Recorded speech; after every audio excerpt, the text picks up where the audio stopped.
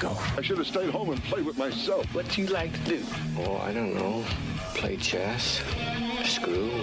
Well, let's play chess. The Indianapolis Colts select Anthony Richardson, quarterback, Florida. Richardson going to take off and run. He's in there! Touchdown! I-N-D-Y! The first career touchdown! Here's Halliburton into the front court. Mishandled it, but gets a shot. Hits it! Hits it!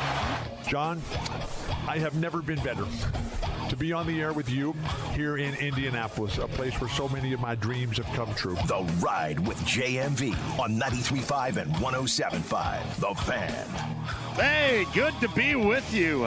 And I've missed you, honestly. It's been a while since we talked, at least on this show, going back to last Friday. And then with me on the radio going back to Sunday for the Colts pregame huddle, I will give you – I'm not going to give you a long-winded – you guys are all going to say, well, it's long-winded. Whatever you say, it's not going to be long-winded. But here's what happens. And this is my belief in life, right? My belief is the moment last week when James, who's back in studio and has been for the week, when he had said, hey, I'm feeling sick, and Todd, our executive producer, was in studio, and James can vouch for me on this. And my response was, hey, you know what? It's weird. I never get sick. And that quote was like a bubble above my head, like a comic book strip. And at that moment, I turned to Todd and go, hey, you know what? I'm going to pay the price for that. I even knocked on wood. And you know me, I'm Mr. Ridiculous Superstitious. I'm a huge believer in karma, I should say.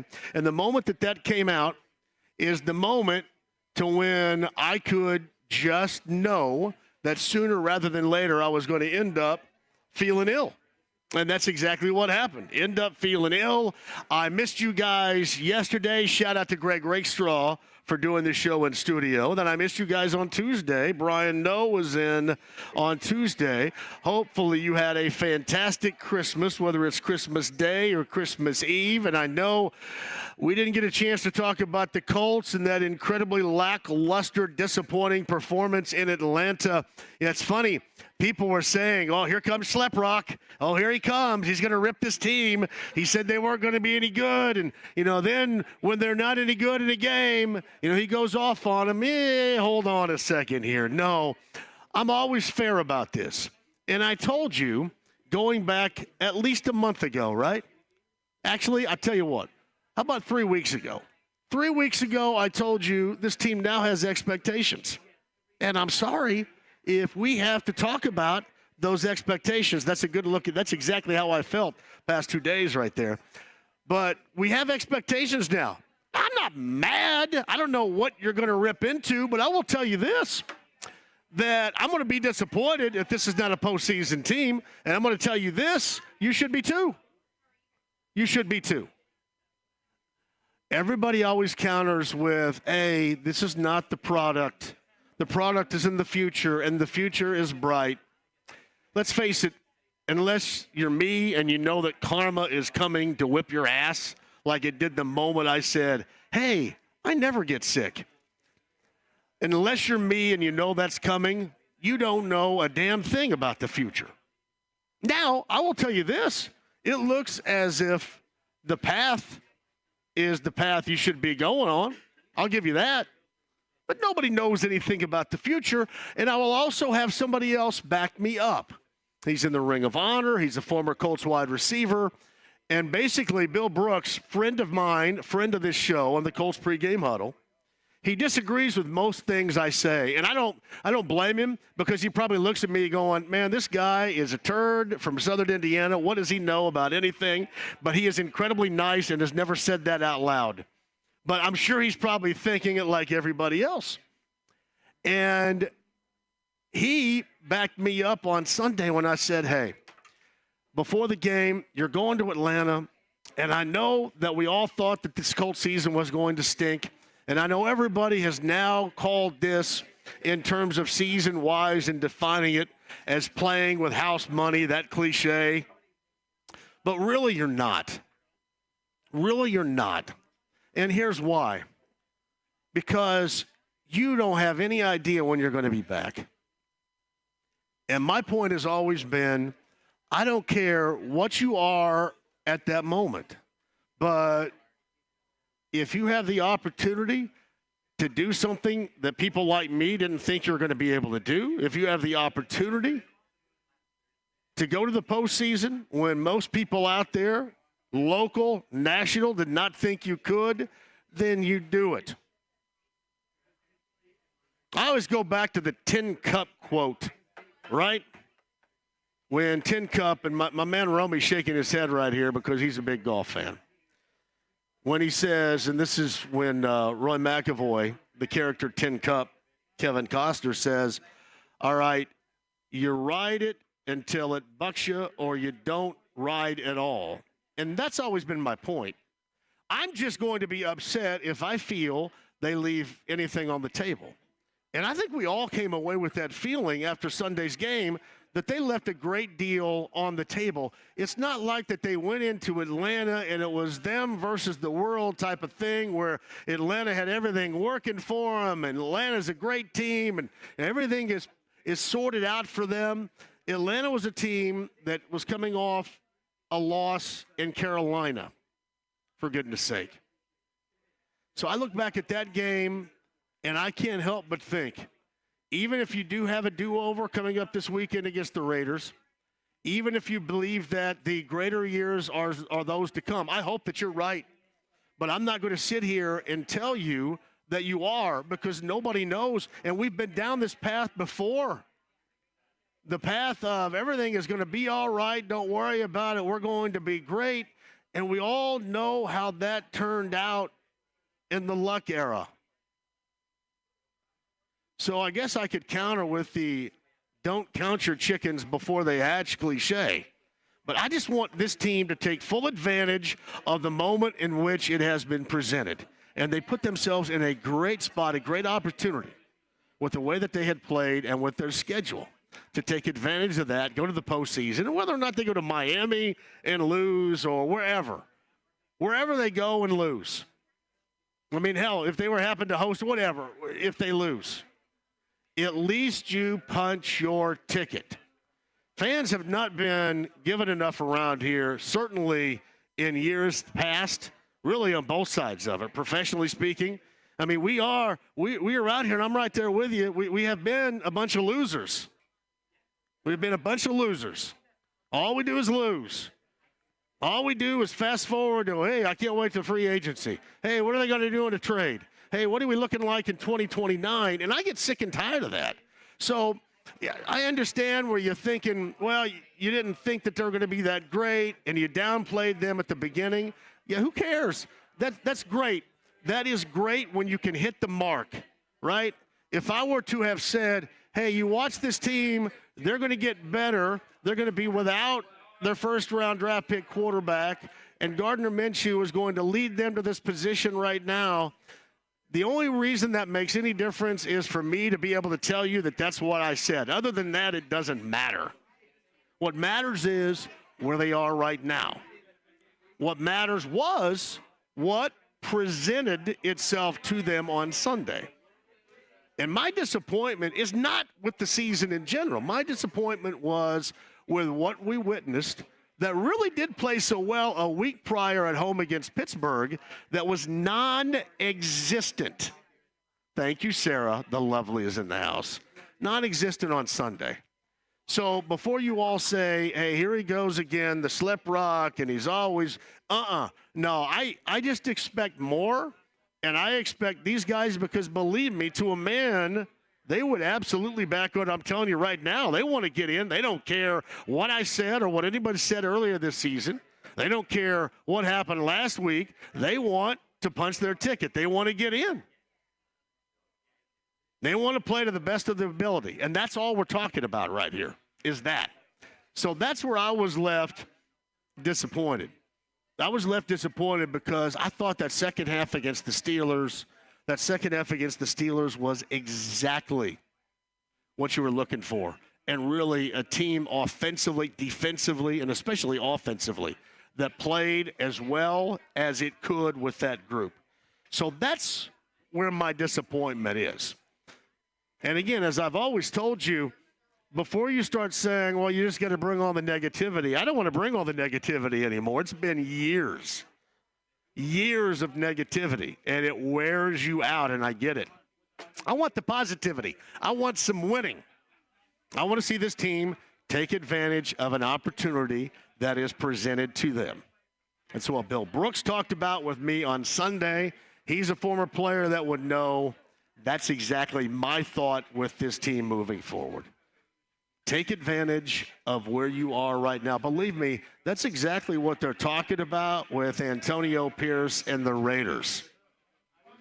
They got that Raiders swag back right now. You saw that Raiders swag. Like everybody's talking about what worries you about this and about that. I mean, there are a myriad of things, a variety of things that concern me about this matchup coming up on Sunday. But that was a team that couldn't get anything out of their quarterback on Sunday in Kansas City, that won in Kansas City. They got some swag working right now. That's what would concern me. I mean, it all comes out in the wash, and it all equates to good fortune. And the Raiders took advantage and would be taking advantage of situations presented to them, just like I hope the Colts can do on Sunday. And just like I was disappointed the Colts didn't do this past Sunday. So it really has zero to do with, hoping I can gripe about something. Because believe me, if you know me at all, I am sick and stinking tired of griping about stuff. There is nothing I want to do less than gripe about stuff. I want to talk about how, hey, this group is really good. Hey, look how they're playing. Hey, you know what? I want you to be excited about that too, whether you're at home and doing your thing in a Zoom meeting or you're back at the office at the water cooler. I want you to be excited about the product that's presented to you, because then in turn, you transfer that excitement to this show and you listen and you're there more and you're around more. You're invested more. You're a part of it more. I mean, hell, that's what we all want. Just some don't say it. I'll just flat tell you. And I've always had a belief in myself for being around and doing this for 19 years of knowing exactly, and I don't care what age you are, whether you're my age, older than me, younger than me, you're a member of Generation X, Generation Z, or whatever generation is forthcoming, you know what? We are going to be able to relate. I don't care what age you are. And that common theme, that common bond is always going to be success. And in terms of what I do, it's success in your local team. The team that you absolutely are invested in, the team that you care about, that's what truly matters. That's what was disappointing about Sunday. However, that is the opportunity that presents itself for this team once again coming up on Sunday. And we'll start with Sunday. Now, it's going to take them both, right? It's going to take them both. It's going to take Sunday against the Raiders. It's going to take a week after in the regular season finale against the Texans. But you start with Sunday. And however you need to do it, whether it's Tony Sperano Jr. or it's Shane Steichen, whatever it is in the locker room, get that offensive line back to where it was against the Steelers, especially in the second half. Find a running game. And this doesn't come without good fortune. They need good fortune. Braden Smith back at practice today. That'd be good fortune. Michael Pittman Jr., red jersey off. That would be good fortune. I think we saw, again, how much he means to this team. We saw that this past Sunday. That would also be good fortune. So there's a lot of role playing here. But present yourself as best you can. And to a man, if they were allowed to come on and talk with this show, I guarantee you, somebody like Zaire Franklin, you think he looked and found out exactly how many missed tackles they had? And that was his defense? That was a part of him? You think he's going to look at that and go, oh, well, you know what, everything's okay. This is, we're playing with house money. Yeah, all right. Exactly not what he's going to say. He would agree with this. That's where this team is. And you need more of what you saw a week prior than what certainly did not transpire in Atlanta this past Sunday. So we got plenty of time to talk about that. I am so glad to be back inside the lounge via YouTube Live. The one good thing about being sick, I will say this. I was sick for the better part of 3 days. And it's always pissed me off in the past when I've been sick and I haven't lost weight, but I've lost 5 pounds being sick. I will take that trade-off. I will. I'll be sick, miss a couple of days, lose 5 pounds. That's good. And I don't know if it's water weight. Like, I'm no doctor. I don't know if it's water weight or what. But I lost 5 pounds. And what else? I was keeping myself busy. I baked cornbread and I baked some Cheddar Bay biscuits the other day. For some reason, I have no taste. I can't taste them. And right now I haven't eaten them. But they're there ready in case somebody wants to right there. But I've lost 5 pounds. So you got to hear Rakestraw and Brian Noe the past 2 days. And I'll give you, and again, in a thumbnail sketch, what I thought about that game on Sunday just now. But I get you back in time for Larceny Bourbon Locks and Luna Azul Tequila Shots for week number 17 as well. We're live at Taylor's Pub. Taylor's Pub and Grill. We're at Westfield Boulevard. And, hey, pump his mic up really quick here. Jim Romanek of Heaven Hill Distillery joins us. 86th Street. 86th and Westfield. 86th and Westfield Boulevard right here. One of our favorite places to be. Kelsey's going to join us. Now, our betting analyst, Brent Halverson, is not here this week. He has taken some time, and believe me, I'm disinfected like a you-know-what. So don't worry. I don't mind. If I burnt my lips off trying to make sure I didn't get any herpes or anything like that, so automatically people don't go, hey, wait a minute. No wonder this guy never had a date. But Jim Romanek is here with us. Romy, as you all know him, you are taking over as our betting analyst in for Brent Halverson today. I'm the substitute teacher. I'm taking over for Brent today. I've got his pick, so it's not like he's not here. He already sent him and gave me specific rules on how to do the picks. So yeah, no worries. We're gonna have some fun. I'm not worried about you being sick. I'm just gonna consider this your Jordan. Oh no, we're okay though. Look at the elixir I have right here though. You know, that's a. Now this is what they tell me. A nice strong Bloody Mary from Heaven Hill Distillery here, and our friends at Taylor's Pub is exactly what I need. I think you're going to get past it right now. You're going to be 100% better after the show. Do I sound like I've been sick, or do I sound like I've dogged it for 2 days and baked cornbread? What do I sound like? Sound like you ate some. Do I sound okay? You sound great. Yeah.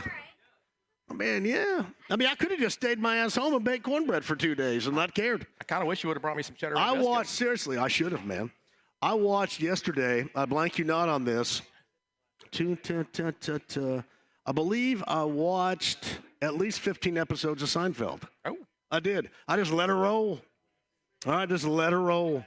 I mean, I started when Poppy peed on the couch, and I think ended when Putty was making his appearance there. So that spanned at least a couple of seasons right there. Putty's one of the greatest characters of all time on that show. Putty is not bad. I tell you what, underutilized Poppy peeing on the couch and the way that Larry David and company transformed that forward to Frank Costanza sleeping on that couch at his son George's apartment, and he turned the cushion over as if it was okay. What, you had me sleeping in a puddle of urine?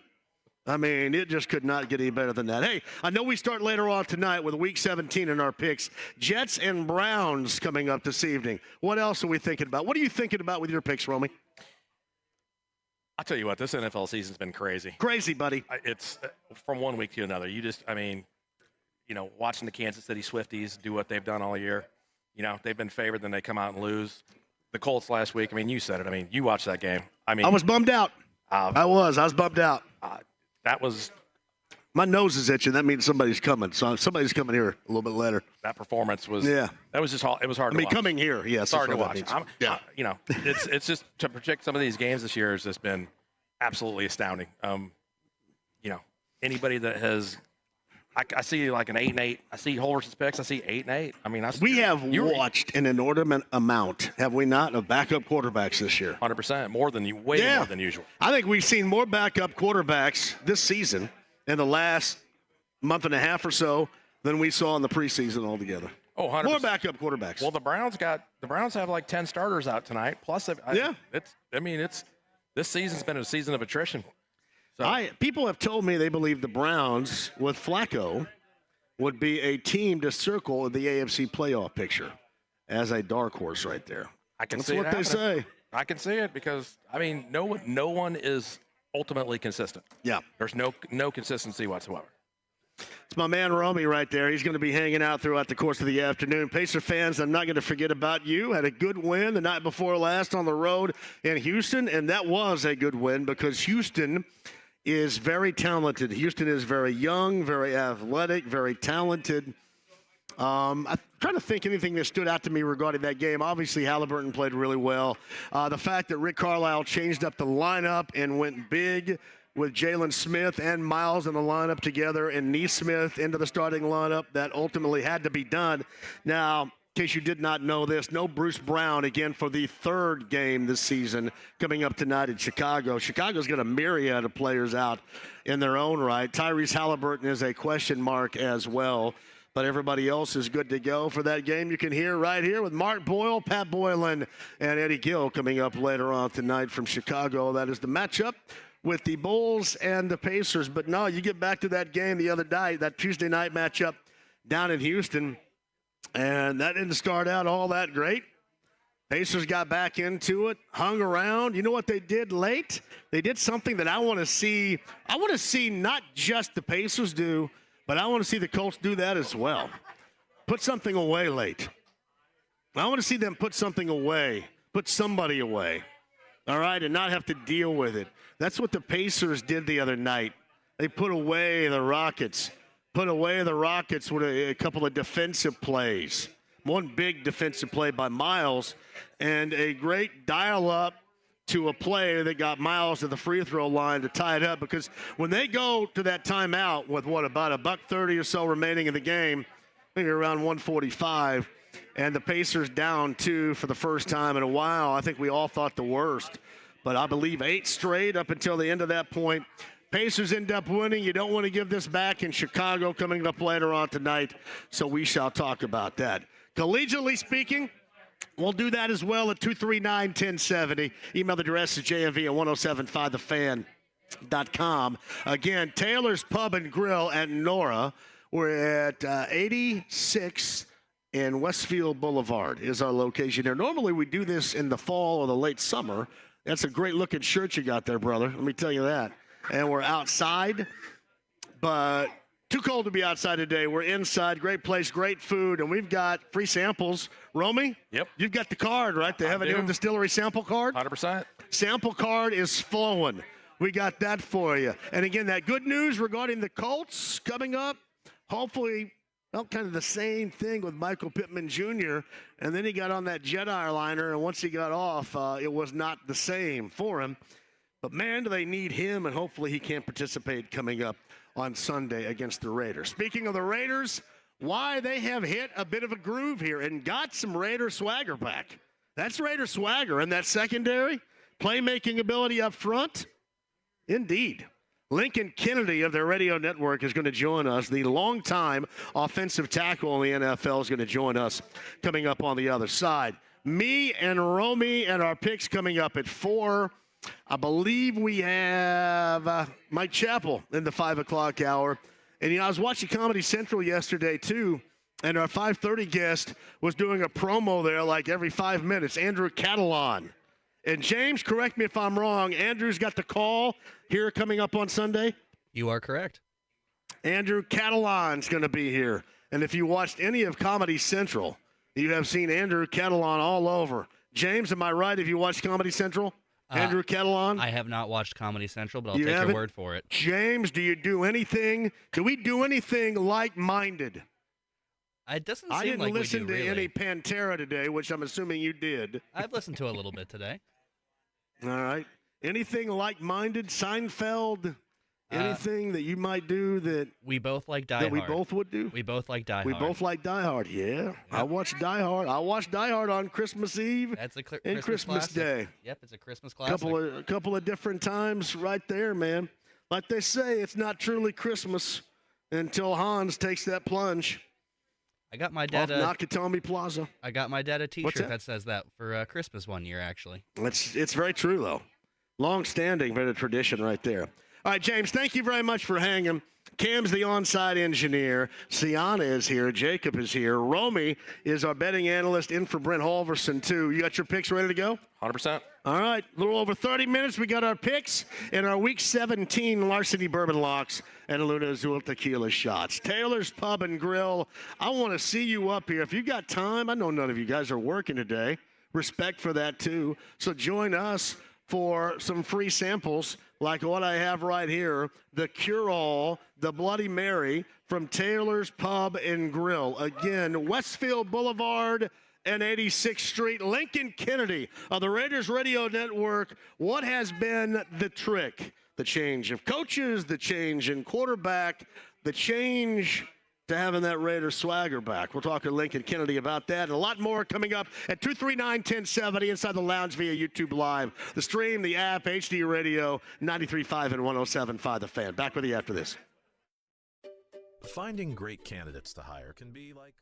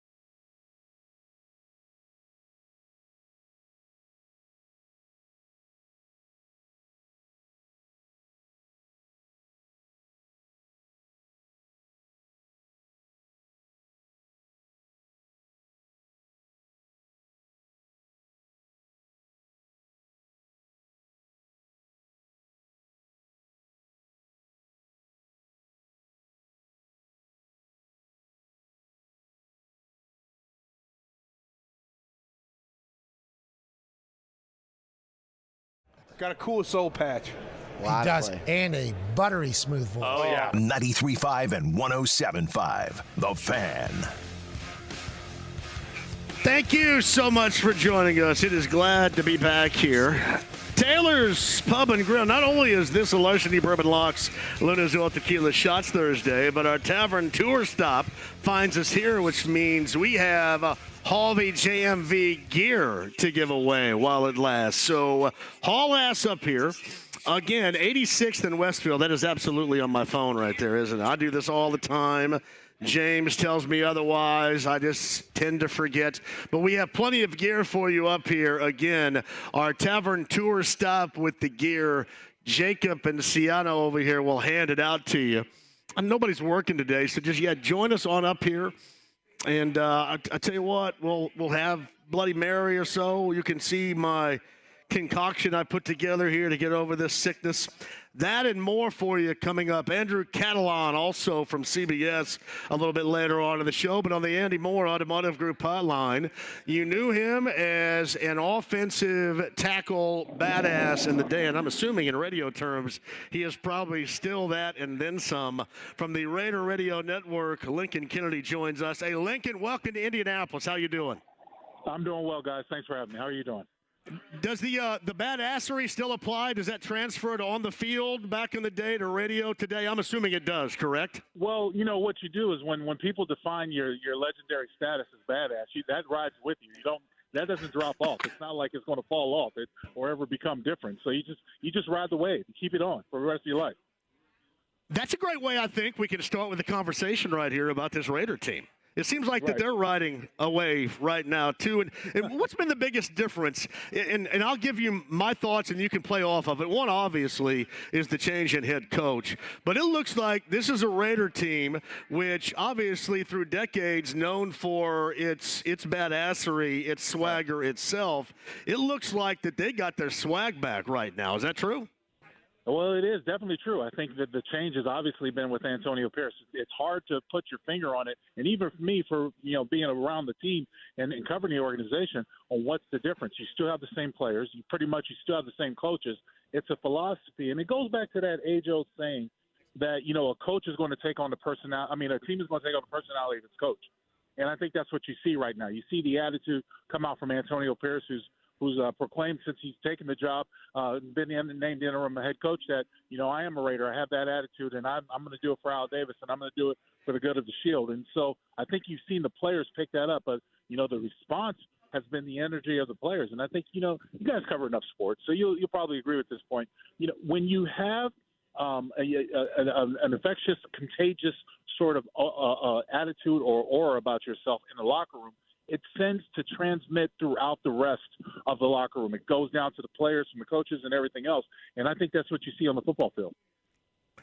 Is this Antonio Pierce a guy that, from what you've recognized so far, I mean, clearly as a player and a coach at many levels, he has been a leader.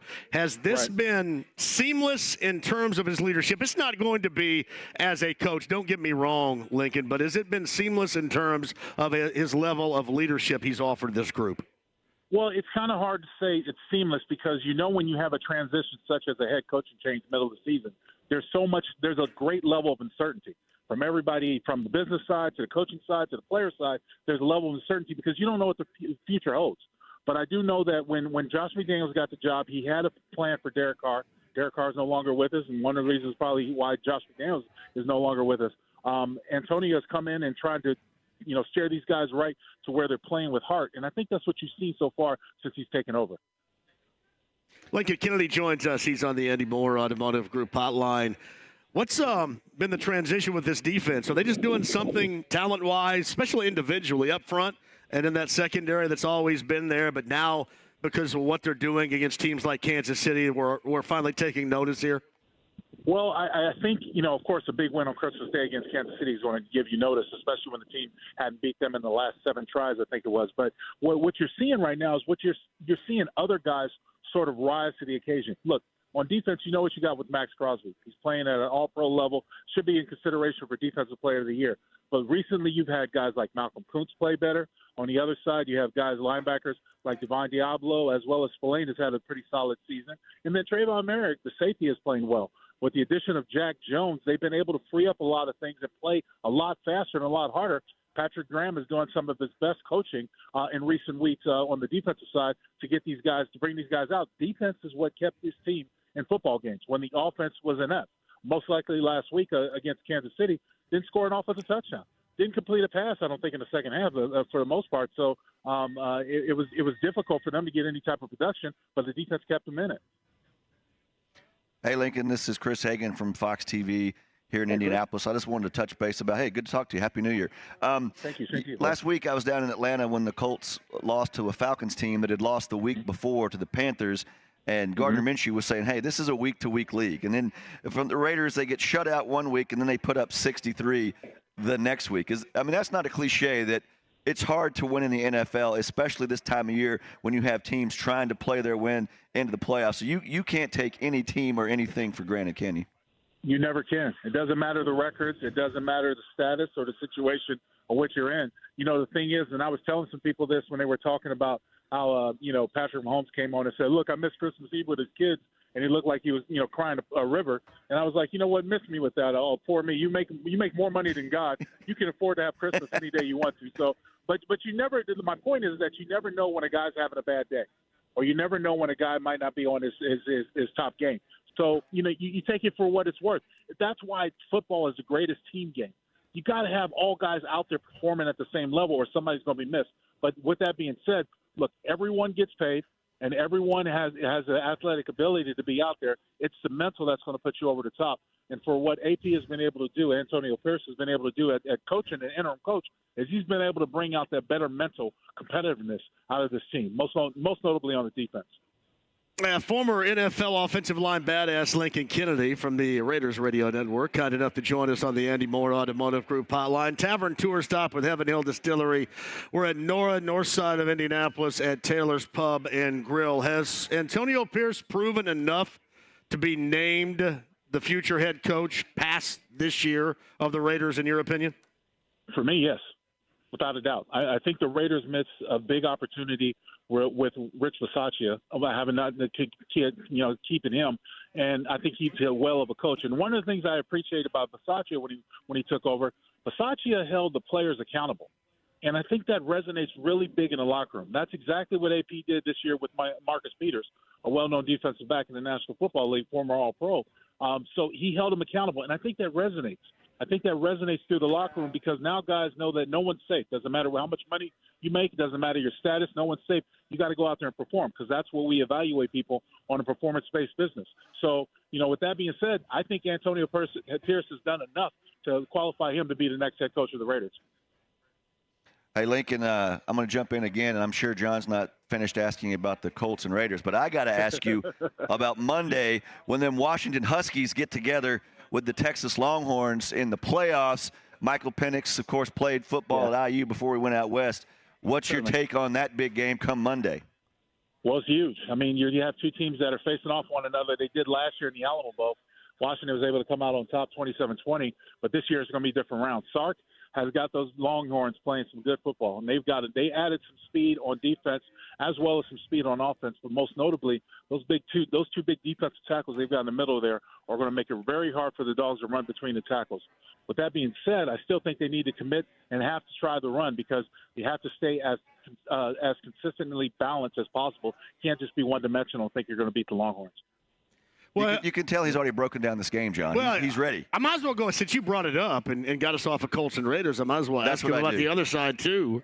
Michigan, Alabama, Lincoln, while we're at it, what do you think? Should be a good game. I'm going to see if Michigan is able to run against that Alabama defense, if they're going to have to be forced to open up in the pass game. They got away with it in Penn State and other times throughout the year, but I think Alabama's a different animal. I think Alabama can score, much like Ohio State does, so it'll be interesting to see how Alabama is going to contain Alabama's offense is going to contain Michigan's defense because, they can get after you well. So it should be a low-scoring battle. I would take the under. I tell you what, I'm excited. I know there was a huge controversy about Florida State. That's a story for another day. But I'm excited about the 4 that got in, and I'm super excited about both of these semifinals. It wouldn't shock me if any of these 4 teams win it all, but I'm glad to see they're going to do it on the field. Not like back in the day when teams had to share national championships because you couldn't get them on the field together, right? Well, I was part of that, back in the day when you had the split polls. Yep. I shared a national championship with Miami. And I knew that when BCS started, BCS was flawed. I knew when the playoffs started, the biggest thing when they first established the playoffs, I said there's not enough teams. I mean, and the system was flawed. It just dumbfounds me how we've gotten as far as we have with as flawed of a system without, putting as much emphasis to make the change. And what I mean by that is you have a Power 5 throughout the country, but you only have 4 spots. How much sense does that make? And it was just bound to happen that somebody was going to go undefeated, and somebody was not going to be able to get in. And look, we've seen it before, but it's also been, smaller schools. I remember when Utah went undefeated, and they had to settle on, I think it was the Orange Bowl or something like that, but they weren't part of the national championship. There's been other teams that have been undefeated. They might not have the recognition of, say, a Florida State, but the system was so flawed for so long, I'm surprised we got away with it as long as we did. Here's Lincoln Kennedy of the Raider Radio Network on the Andy Moore Automotive Group hotline. What's the minimum here? And I don't want to sound like, because he's a Purdue guy and we've always liked him a great deal, what is the minimum, or what is required to get a Raiders win coming from their quarterback, the bare minimum of what is expected from Aiden O'Connell game to game, for example, like Sunday? Yeah, I mean, I hate to use the typical term that you say, well, you got to manage the game. Like, well, of course you got to manage the game. You don't, nobody wants to see their quarterback go over and turn over the ball, a bunch of times, give defenses advantage. But for Aiden O'Connell's growth, I think, here's the thing. He's grown a lot since he came in. I remember the first Charger game that Aiden was in there. I was critical of him because he was holding on to football. And I ended up having, Khalil Mack had a career day with 6 sacks, holding on the football, trying to wait for something to happen. And I've been critical of him at times. I think Aiden's growth is going to come and slowly. And what I mean by that is maturity of seeing the speed of the game. Let's forget, I think he's a 26-year-old rookie. And so it's not like he's, a spring chicken, but he has to learn the NFL speed. Case in point, last week in Kansas City, for one series, he went out there and they threw three straight passes at Devontae Adams, trying to force the ball to get the ball to number 17. I know Devontae's a tremendous asset, but I've said all along, don't take it if it's not there. Don't force it if it's not there, because you're going to put the ball in jeopardy. That being said, Aiden's frustration coming off after that series, I saw written on his face that, man, I should have connected. Yeah, we could have had opportunities like that, and it's up to the quarterback. That's why it's the most prolific position. It's up to the quarterback to get it done. So I think Aiden's going to be patient. He's going to grow. He's going to get better. But one of his best friends right now is having a consistent running game, and I'm hoping the Raiders can establish against that stingy Colts defense. Lincoln, doesn't this go back to what you said earlier about how football is the greatest team sport? Because we can sit here and project and say you got to do this and you got to do that, but then you don't know who's going to muff a punt. You can't predict 2 defensive scores in a row. You never know which of those plays or players it's going to come down to, and you say, okay, that's the reason why he doesn't have to throw for 400 yards. That's the reason why you gave up, red zone field positions. And as much football as you've seen, a lot more than John and I, every game you watch, there's something that happens that you've never seen before. The only rule that I will always hold on to and hold true to is that if you have a quarterback, you have a chance. That's the only rule. Right. Everything else is up to opinions and execution. But if you have a quarterback, you have a chance. And that's why quarterback is the most prolific position. They get all the attention when things go right. They get all the blame when things go wrong. Comes with the territory. So if you see somebody crying in his milk like Patrick Mahomes was crying in his milk this past Monday, then, you don't feel bad for him. A guy comes up and says, well, I really wish I could have spent Christmas Eve with my kids. You make more money than God. Any day can be Christmas with you. So why are you crying about not being able to be there for your kids on one day? But it is what it is. So it's all, like I said, the only factor I hold on to is you have a quarterback, you have a chance. I'm shocked that a Raider is talking trash about a Chief. I mean, when has that ever happened in the history of sports broadcasting that a Raider has a little something to say about a Chief? John, have you ever heard this in your life? Never in my life. I love it, though. Was I talking trash or was I speaking truth? Oh, okay. You can answer that, man. I think so. There's 98% truth in that, but there's a little trash too, which I like. I'm curious about this. Let's just say you were the same era. How would you fare against Max Crosby having to block him? Well, first of all, I would go to my coach and say, I'm not backing up, 30, 40, 50 times a game. I need to go forward. I would, the best way that I neutralize powerful and speed rushers was go right at him. Go right at him with the run. Isolate me one-on-one. Put me on him one-on-one. Let me have him one-on-one. And if I need help, then you put help on my side. But at the most part, I'm going to go after him. I'm going to go with the attitude that I'm going to take you out of the equation. You're not going to be a factor that day. That's the way I play. When we talked about, we said something about talking trash. When you did play, and we see a little bit of this when you see players mic'd up, how much jabbering was there back and forth? And was it in a friendly nature, or did things really get heated depending week to week who you were up against? I didn't talk trash. I mean, I played against a lot of guys who did, but I was not a trash talker. I was one of those guys that was going to go out there and perform. I've been called fat. I've been called lazy. I've been called slow. I've been called everything underneath the sun. But one thing that you're not going to call me, you're not going to call me a quitter or an easy win. It's Lincoln Kennedy right there, the Raiders Radio Network, the former tackle who would do just fine, fare well against Max Crosby and most at that position back in the day, joining us on the Andy Moore Automotive Group hotline. Hey, happy holidays, safe travels here to Indy. It's been a pleasure talking with you, and we'll do it again soon, hopefully in a capacity in which we have some more fun with it. But, man, good conversation, Lincoln. Thank you. Guys, I love the city of Indianapolis. My good buddy Rico Elmore is with Fatheads, and he's a big Indianapolis Colts fan, so I'm sure he's listening right now. But I can't wait to be there. You got it, buddy. Thank you, Lincoln. See you guys. Talk to you soon. All right. So Lincoln Kennedy right there with Fatheads. Who? He had Rico. He said his buddy was listening. Rico of Fat. Do we know Rico of Fatheads? Romy, do you? Yeah. You do? Yeah. Dude, Romy knows everybody. I know these guys.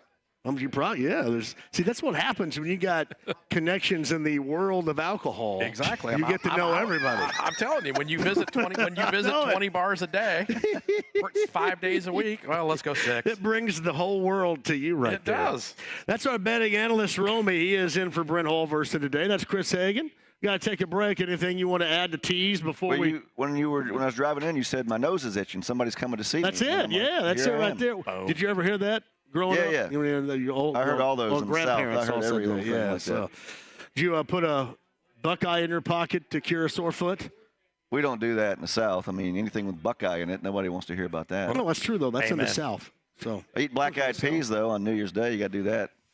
What's the New Year's Day tradition up here? Cabbage. Cabbage, yeah. More beef and cabbage. Bunch of weirdos. Oh, you got that right. Quick break. We'll come back. We got your calls if you want to do that at 239-1070. It's a tavern tour stop. The gear is here at Taylor's on the north side up in Nora. That's 86th and Westfield Boulevard. This is also week 17. Larceny Bourbon Locks and Luna Azul Tequila Shots. Andrew Catalan's going to join us of CBS, 5 o'clock hour. Chapel's going to be here as well. The free samples from Heaven Hill Distillery flowing. Quick break. We're back with you. 93.5, 107.5 The Fan. Next. Colts football.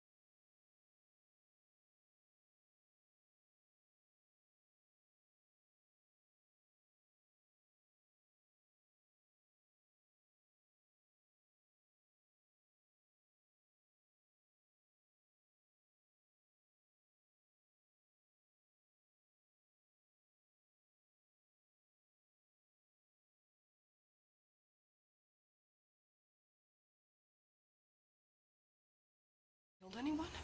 Yeah, but they were all bad. 93.5 and 107.5. The Fan. Oh, I'm back and I'm feeling good. Happy holidays to you. JMV Takeover. We are back on New Year's Eve. That's on a Sunday night. What's up, Kevin? B1057.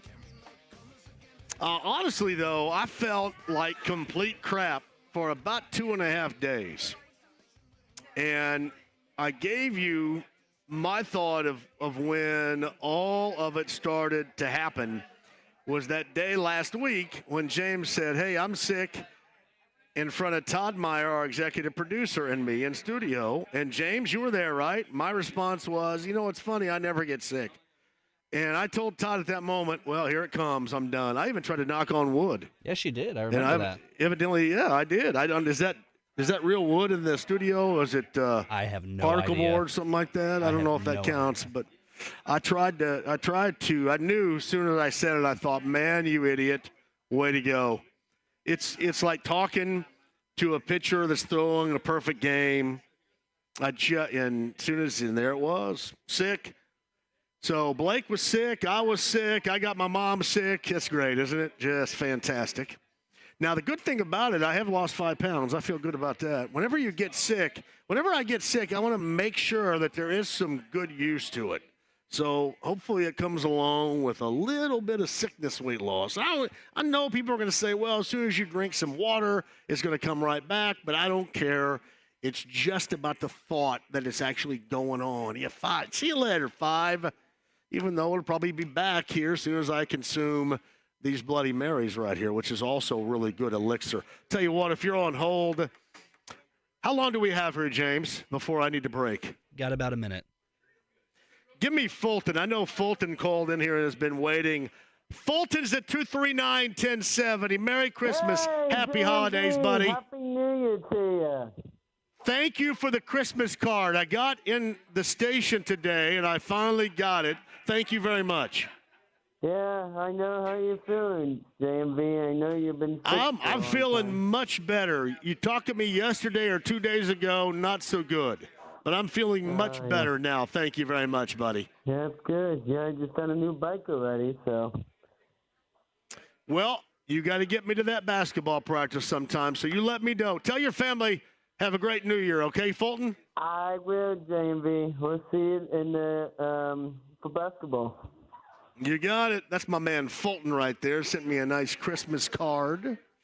I'm sure we'll be celebrating with a call-in or two on the JMV Takeover on Sunday night. I've been working closely with my guy, a shout-out to Sean Matthews, who's doing some work for me, some imaging work, and what that means in the radio industry, if you don't know that. And I should probably tell you, it's the voice work that you hear between the songs and me and such. And DJ Skid's right now working on some stuff as well. All right, quick break.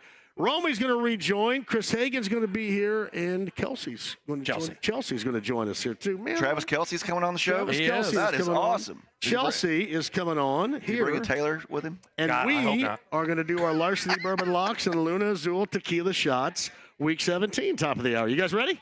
I'm ready. Ready. Quick break. We'll come back. You get a Tavern Tour stop and a Pick'em kind of Thursday with Romy, with Hagan, with JMV at Taylor's Pub in Nora, 93.5, 107.5 The Fan. If you're struggling with opioids, you are not alone. Help is available, and you can take practical steps to recover your life.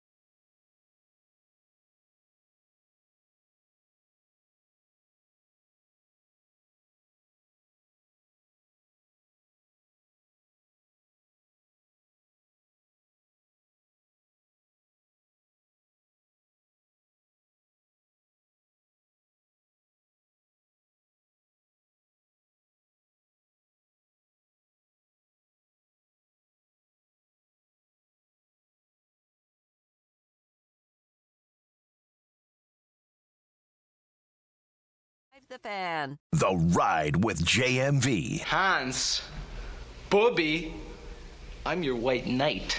93.5 and 107.5. The Fan. Hey, welcome back to Taylor's Pub. You know, you also recognize on New Year's Eve the anniversary of us losing Ellis. Oh. As we re-entered right there. Very unfortunate right there. It was. Hey, happy holidays to you. Merry Christmas again. We're live at Taylor's Pub. A combination platter on this Thursday. Our Larceny Bourbon Locks and Luna Azul Tequila Shots. And we've got a tavern tour stop. We've got stuff to give away with Halvey and JMV Tavern Tour Shop t-shirts and more. But join us here. We would love to see you. Also, keep in mind, 8 o'clock tonight, Pacers and the Bulls. As of now, no Bruce Brown tonight, and we're awaiting on word a questionable Tyrese Halliburton is what was brought up earlier today. We await word on that. But, yes, there's your matchup coming up later on this evening. 8 o'clock right here, 7:30, your pregame coverage on 93.5, 107.5 The Fan. Chris Hagan of Fox 59. We mentioned our guy Romy is here, too, from Heaven Hill Distillery, and Chelsea from Taylor's Pub and Grill. And Nora joins us now. How you doing, Chelsea? Good. How are you? How's business going? It's been crazy. Awesome. Yeah. Love to hear that. So Thursday night up here at Taylor's Pub and Nora, what we got going on? All of our well drinks are on special. We've got Jack Fire on special.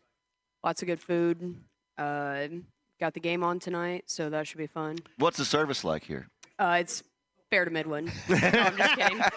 It's always great. Everybody's great here. I put it on a tee, and she said, Kyle somewhere going, okay, what'd she say? What, fair? Right. What? Who, what, where? Oh, My phone's going off. Oh, I'm it just is. So, food, what is the order, most popular order on the menu? Everything's Chelsea? really good. This time of year, we sell a lot of pot roast sandwiches because it, sticks to the ribs. Sticks Really to the good. ribs? Yeah. What's your favorite here, Romy? Oh, that pot roast sandwich is fantastic. Yep. Where's the lovely Sarah? Is she still here? She's on the corner of the bar over "Really there. none of your she's- business, John." She's over there with TS. I see She's over Tommy. there. She's over Tommy there. S is hanging over there. Tommy I saw him. Sutton, Clinton Hyatt. Yeah, the whole gang's here. Yeah, got everybody, too. You ready to go? I'm ready to roll. All right, Chelsea, you ready with your picks? I'm ready. Hagan, are you ready? Yes. All right, Cam's ready.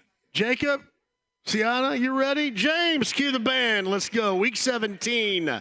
Larceny Bourbon Locks and Luna Azul Tequila Shots starts on a Thursday night in Cleveland. The Jets and the Browns. Browns are established as 7.5-point favorites, as they should. However, a lot of missing pieces right there. I'm going to go ahead and lay the 7.5 and take the surging Browns here at the end of the regular season. Romy, what do you got? Mr. Brent Holverson has deemed me his pick master, so he is. So this is a combination of you and Brent? No, or it's just all Brent? It's all Brent. Okay. I'm the substitute, man. Okay, I got you. Yeah, I'm So Bubby. this is for Brent. I'm Bubby Brister. Brent I'm Holverson's the pick backup. is. If you're scared, just say that. I'm not. We can lay money on the line, Chelsea. She's a gambler. Mr. Holverson's also laying the 7.5, and he's going to the Cleveland Browns. Good idea, Chelsea. What you got? I got the Browns, too. Hagan. The Browns are going to beat the Flacco out of the Jets. I'll lay the points. This may be the best game of the weekend. Maybe not, but it's pretty darn close, right? You got the Lions doing some things they haven't done since back when I was in college. Meantime, the Cowboys, people just kind of wait and see the Cowboys and watch them fall apart. Last check, 5.5-point favorites of the Cowboys at home. I'm going to lay the 5.5. Romy, and I'm going to take the Cowboys. What's Brent have today? Brent is also laying the 5.5 because he said Dallas is 7-0 at home this year, so he's going with the Cowboys. 7-0 at home with the Cowboys. Chelsea, what say you? I'm going Lions. You just like Detroit, don't you? No, I hate everything about Michigan. Me too. Why do you hate Michigan? They have legalized weed. I do like that. Because I'm an Ohio State fan. Oh, that's do you? why. Oh, I don't like. I just think it's dirty and armpitish. Are you through with your public service announcement? The Cowboys are a much different team at home, and even though I love Dan Campbell, I will lay the points. Cowboys big. All right, so if that's not the game of the week, right? This is. But the Ravens, man. The Ravens are surging right now. Not the Ravens team we saw the Colts beat going back to the early portion of the season. They're at home against the Miami Dolphins, established at, last check, was that 3-point favorites, I think, right there, Romy? So I'm going to go ahead and lay the 3. I'm going to take those Ravens because they are balling right now. What's Brent have for us? Even Brent on vacation is basically channeling you. You two also are laying. Channeling. You guys are basically twins. Baltimore Ravens for Mr. Holberson. By the way, Chelsea, Tucker Barnhart, catcher, also hates Michigan just like we do. Not for the same reasons, but does not like Michigan either. What do you got here in this game? I'm going Dolphins. I think it's revenge tour time for them. The Dolphins. Did Tucker play for the Tigers for a while? Did he tell people he hated? He probably did not then, but I think he feels comfortable in doing it now. You know what? I was all prepared to pick the Dolphins because the Ravens had the Super Bowl preview game. They went over there. The whole world was watching. It was a great win. But then, the Dolphins dealing with some injuries. Waddle, I believe, is out. Guess what, though? I'll still take the Dolphins. I like them to win outright on the road at Baltimore. Who's your favorite Dolphins quarterback not named Dan Marino in Dolphins history? Go. Bob Greasy. Come on, it's David Woodley, dude. Oh, I was going to say Greasy. No, I like Greasy, too. He had his glasses. He took his helmet off after every play. I loved it because when you got your NFL gear at Sears, it said Dolphins 12. Yeah, and that was Bob Greasy. That's what I would always. You get the catalog and you would guess which player they meant for that to be. Did the players get extra money for that when it was their jersey? Clearly, there's no way they did. Exactly. you didn't have a dime straw. Did they get extra money for anything back then? You think? No. They probably didn't even know what was going on. So They actually had to pay for that. I tell you what, the Sears gear is still by far the best. 100%. No question about that. Hey, goodbye to Tyler and Sarah. Thank you guys for coming out. We appreciate that. Larceny Bourbon Locks, Luna Azul Tequila Shots, week number 17. But the Bills are playing well as of late. They get the Patriots. Their season has been a mess. 13-point favorites at home. That is a big old fat number that I want to take the Bills, but I'm afraid for a backdoor cover. So give me the points and the Pats. Brent Holverson, what do you have, Romy? Oh, God, man. You guys are like Full House. New England Patriots. Gotcha. What do you got over there, Chelsea? I'm taking Patriots with points, and that's with Josh Allen as my fantasy quarterback in the championship, too. Man, Chelsea's cool as hell right here. She's double dipping. She knows more than any of us right here, man. I told you. What did I warn you? I warned you last week about her. 13 points is a trap. Hagen backing you up, that's kind of like Nickelback backing up AC/DC. That'd be a good double bill. I would go see that, though. There'd be a lot of chicks there. Yeah, go ahead. I always love getting double-digit points in the NFL, and I'll do it here with the Patriots plus 13. Week 17, Larceny Bourbon Locks, Luna Azul Tequila Shots, Taylor's Pub in Nora. The Bears, 3-point favorites at home against the Falcons. See, this is where the Falcons go, I think. This whole work that they did against the Colts last week will be all for naught. I'm going to lay the 3 and give me the Bears. That Falcons thing, that's funny, may work in Atlanta. I don't think that's going to work anyplace else. It's not going to work in Chicago this weekend. Give me the Bears. Lay the points. What's Brent Holverson have? God, this had to really pain him. He as a Green Bay I'm Packer, sure it as is. a diehard Green Bay Packer fan, he actually picked the Bears. We're thinking the same thing right here, I believe. All right, Bears, what you got over there, Chelsea? I got the Bears for Romy. Hagen. You look at this graphic here, you see the Falcons have a lot to play for.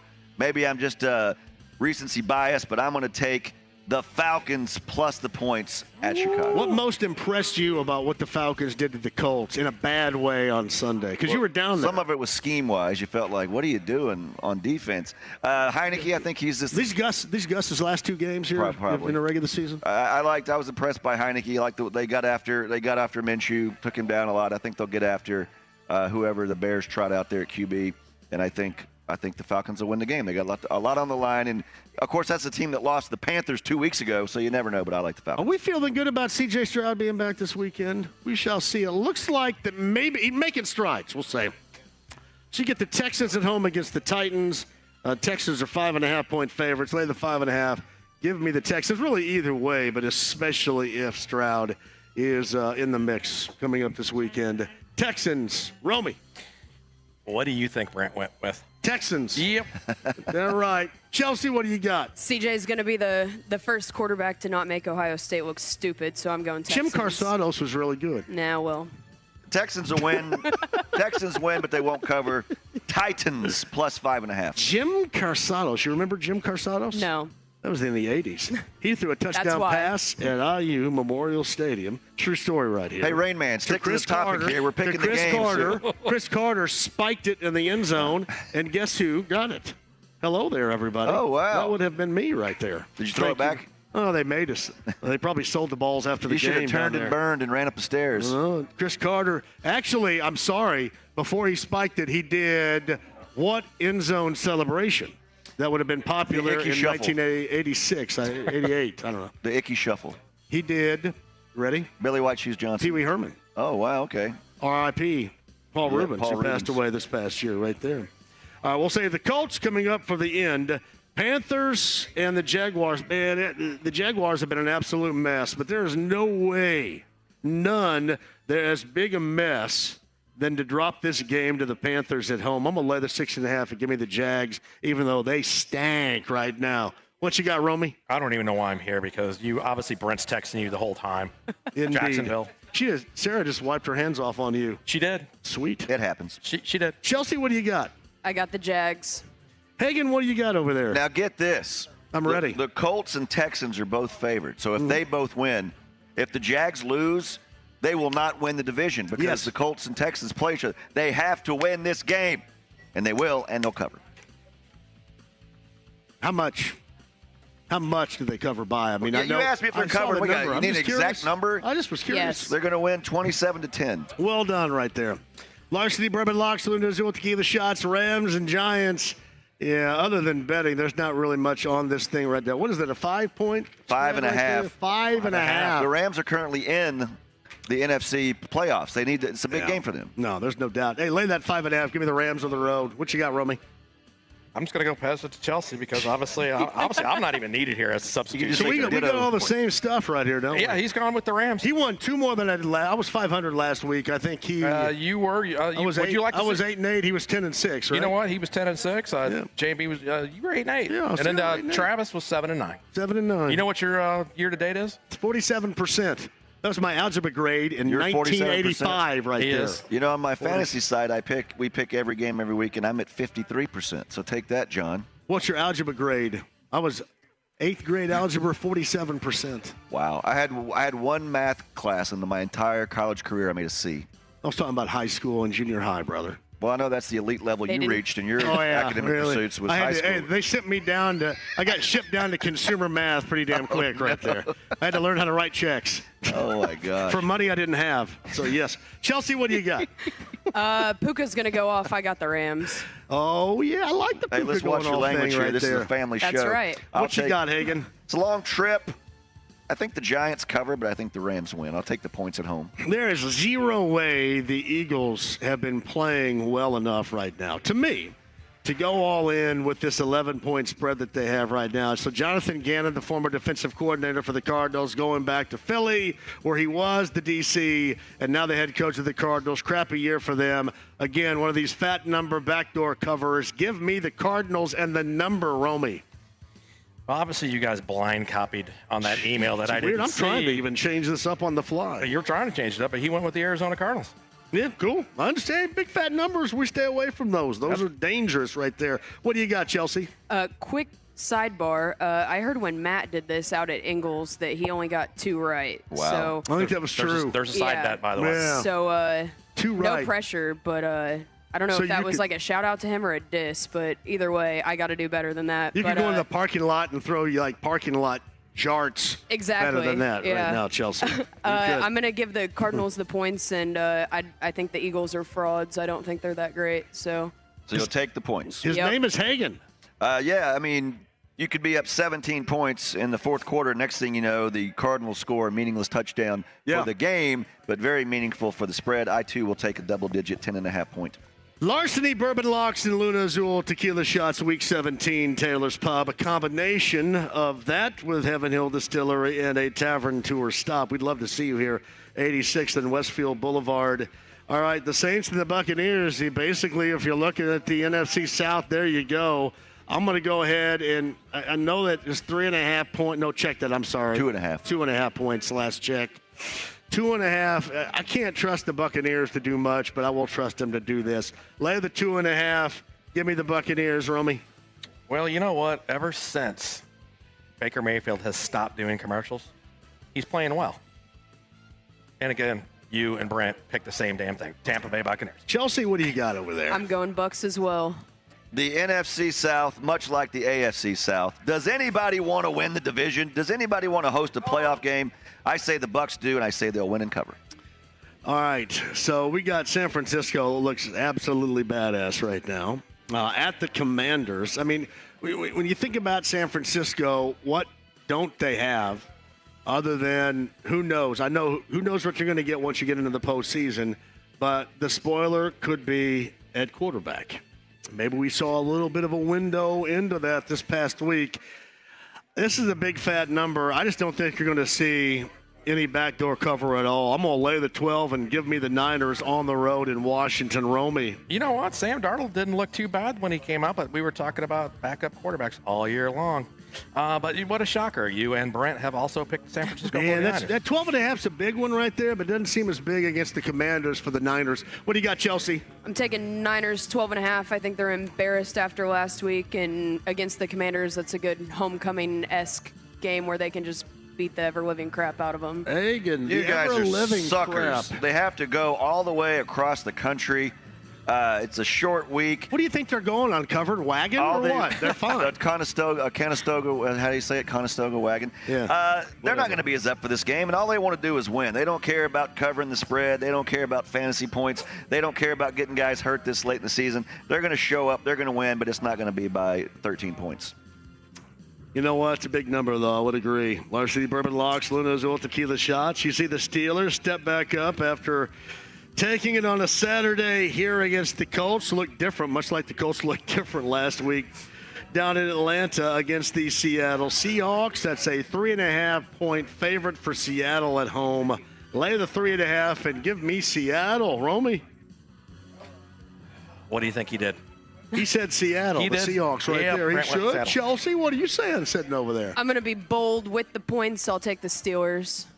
I may come in last and get 2 right, or I might just kick y'all's ass all over the place because I'm taking the Steelers.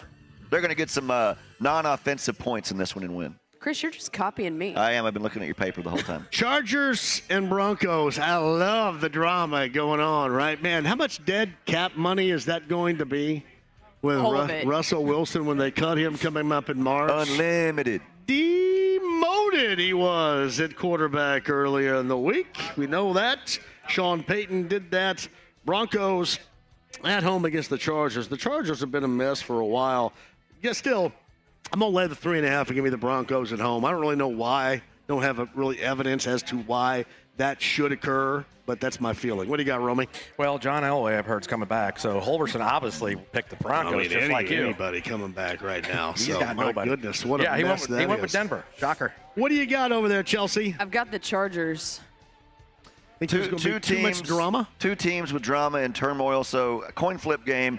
And in a situation like that, I'll take 3.5 points. I'll go with Chargers also. Bengals and the Chiefs. Lincoln Kennedy talked about how much crying the Chiefs are doing after that loss to the Raiders last week. And, I mean, you look at the Bengals and things much different last week for Jake Browning than they were the week prior, or really the week prior to that right now. So, what are we talking about here? 7-point favorites at home for the Chiefs. Lay the 7. Give me KC at home. What do you got there?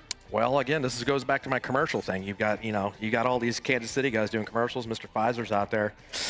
But shocker, Brent picked Kansas City and went with you. Wondering. Chelsea, what do you got? I don't know about the points, but I'll take the Chiefs, and I think it's time to acknowledge that Taylor Swift is the modern-day Kardashian curse. Correct. She's Yoko Ono. You know what? Embarrassing home loss for the Chiefs, but I think this week they're going to shake it off, and win and cover. Wow. I did that for the Swifties out there. I know you have a lot to listen to. I don't really buy into it. I'd date her. Would you date her? I mean, again, no. I mean, we had some plans together. It was. I don't want to talk about it on the radio. Why not? She sang a song about it. Well, she's taller than I am. John Mayer. Isn't she like 6 feet tall or something? Easily. Yeah, she is. Isn't she? Yeah. I would feel. I'm just not much into the music thing. Is she more country or pop? Pop than country, yeah. It's a story for another day, but one time I'll have to tell you the story off air about how somehow I found myself front row by myself at a Taylor Swift concert here in Indy. It's a great story. Would you go Taylor Swift or Britney Spears? In what way? All the ways. Each and every way. Britney Prime? Taylor Swift is right now. Taylor Swift much more talented musically, but as far as performance-wise, I would go with Britney. I've seen her in concert 3 times, too. Never So by you think my own there'll be choosing. like some kind of trapeze and like stuff like that?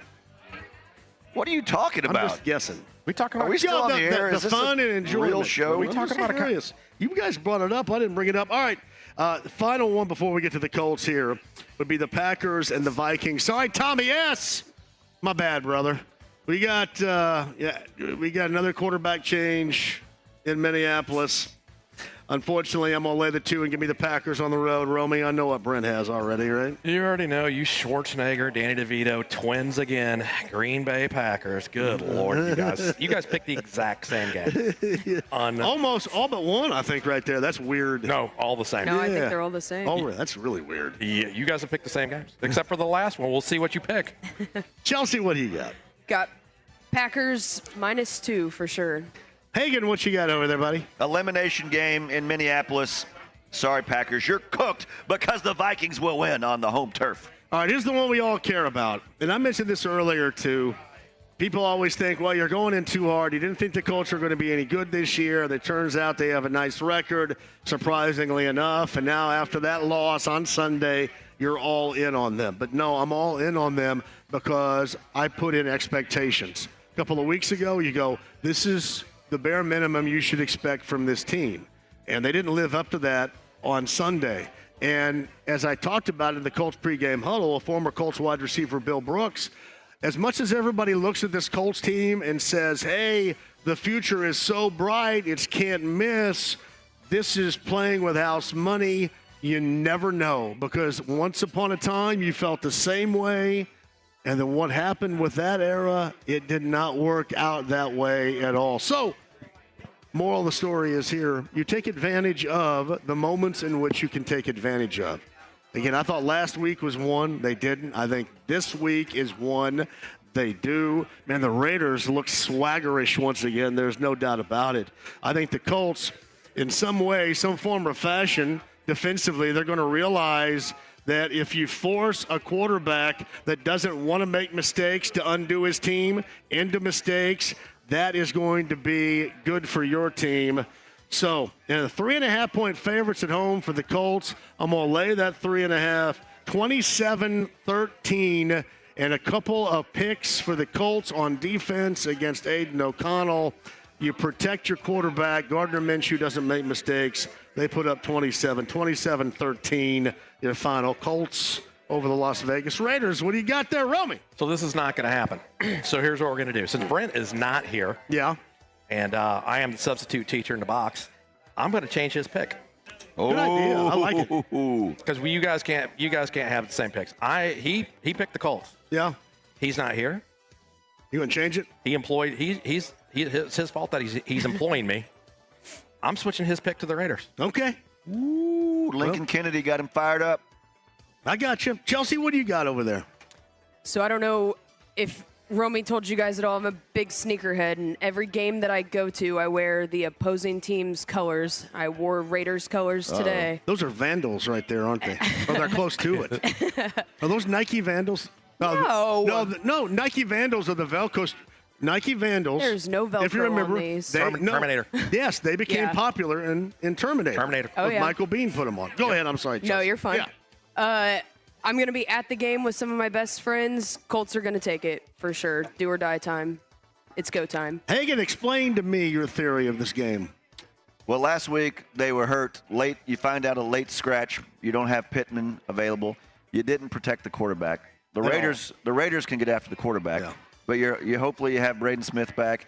Hopefully, you get Pittman back. I don't know what the latest is on that. And I can tell you this: the Colts are 9-6 against the spread. That's 4th best in the NFL. But the play is the over. I'll take the Raiders plus the points. I think the Colts win, but I don't like the 3 and a hook. 10 of the Colts games have gone over this season. That's the most in the league. I like the over. I like some ugly scores. I like defensive special team scores on both sides. I think it's going to be an entertaining game for New Year's Eve. I think the Colts will win. I don't like giving 3.5. So I'll take the Raiders plus the 3.5, like Romy said.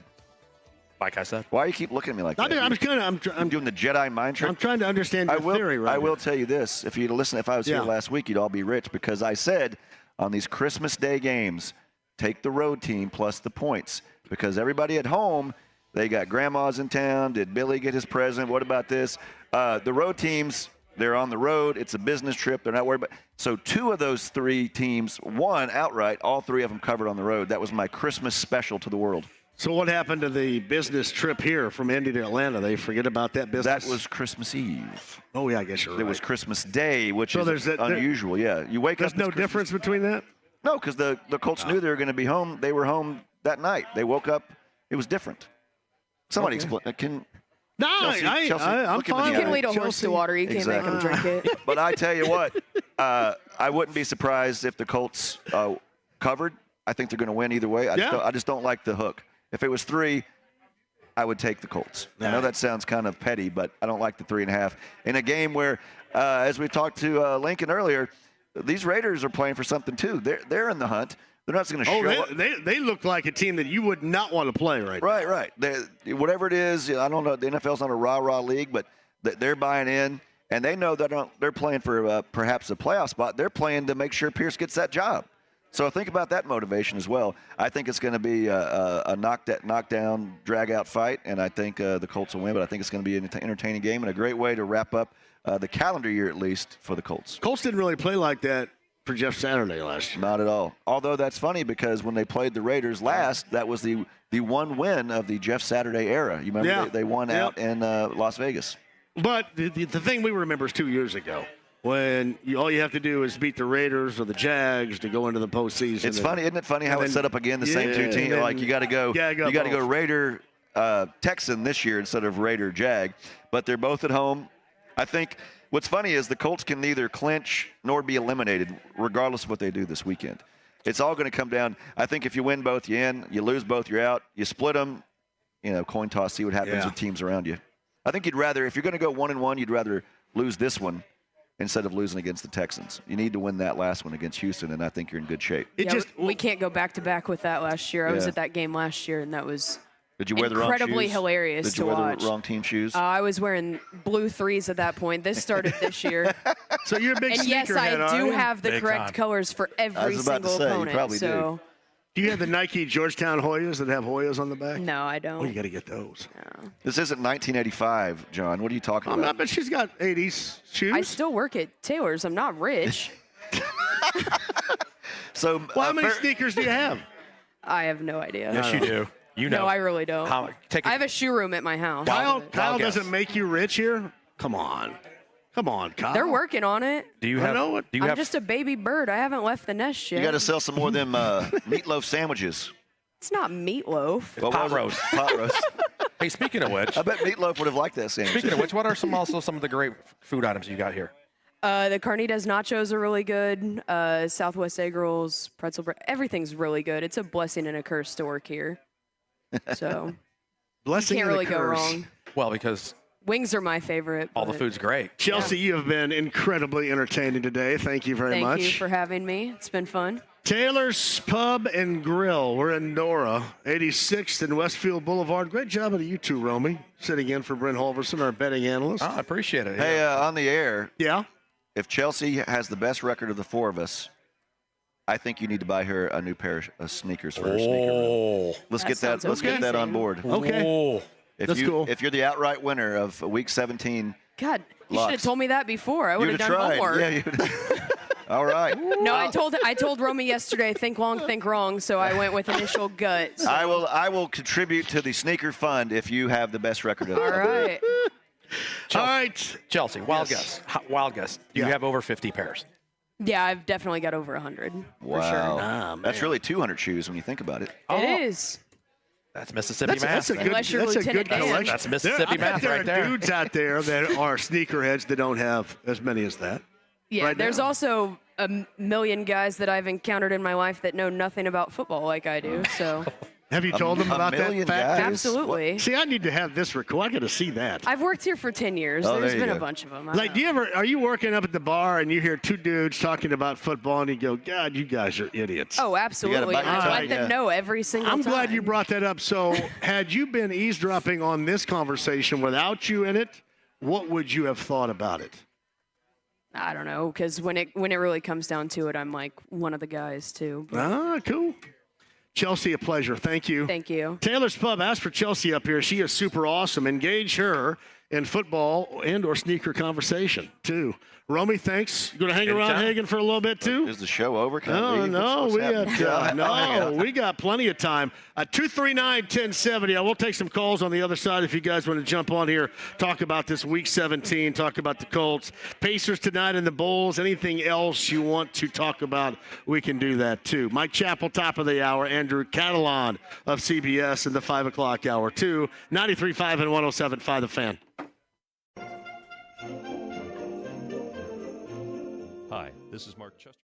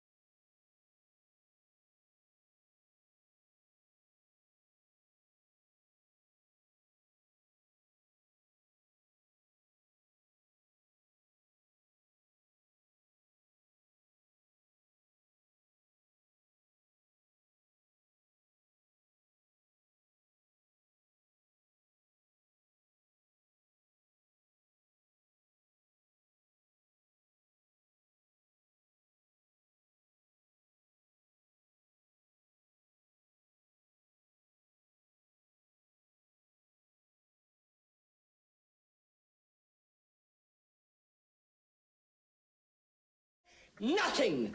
You lose.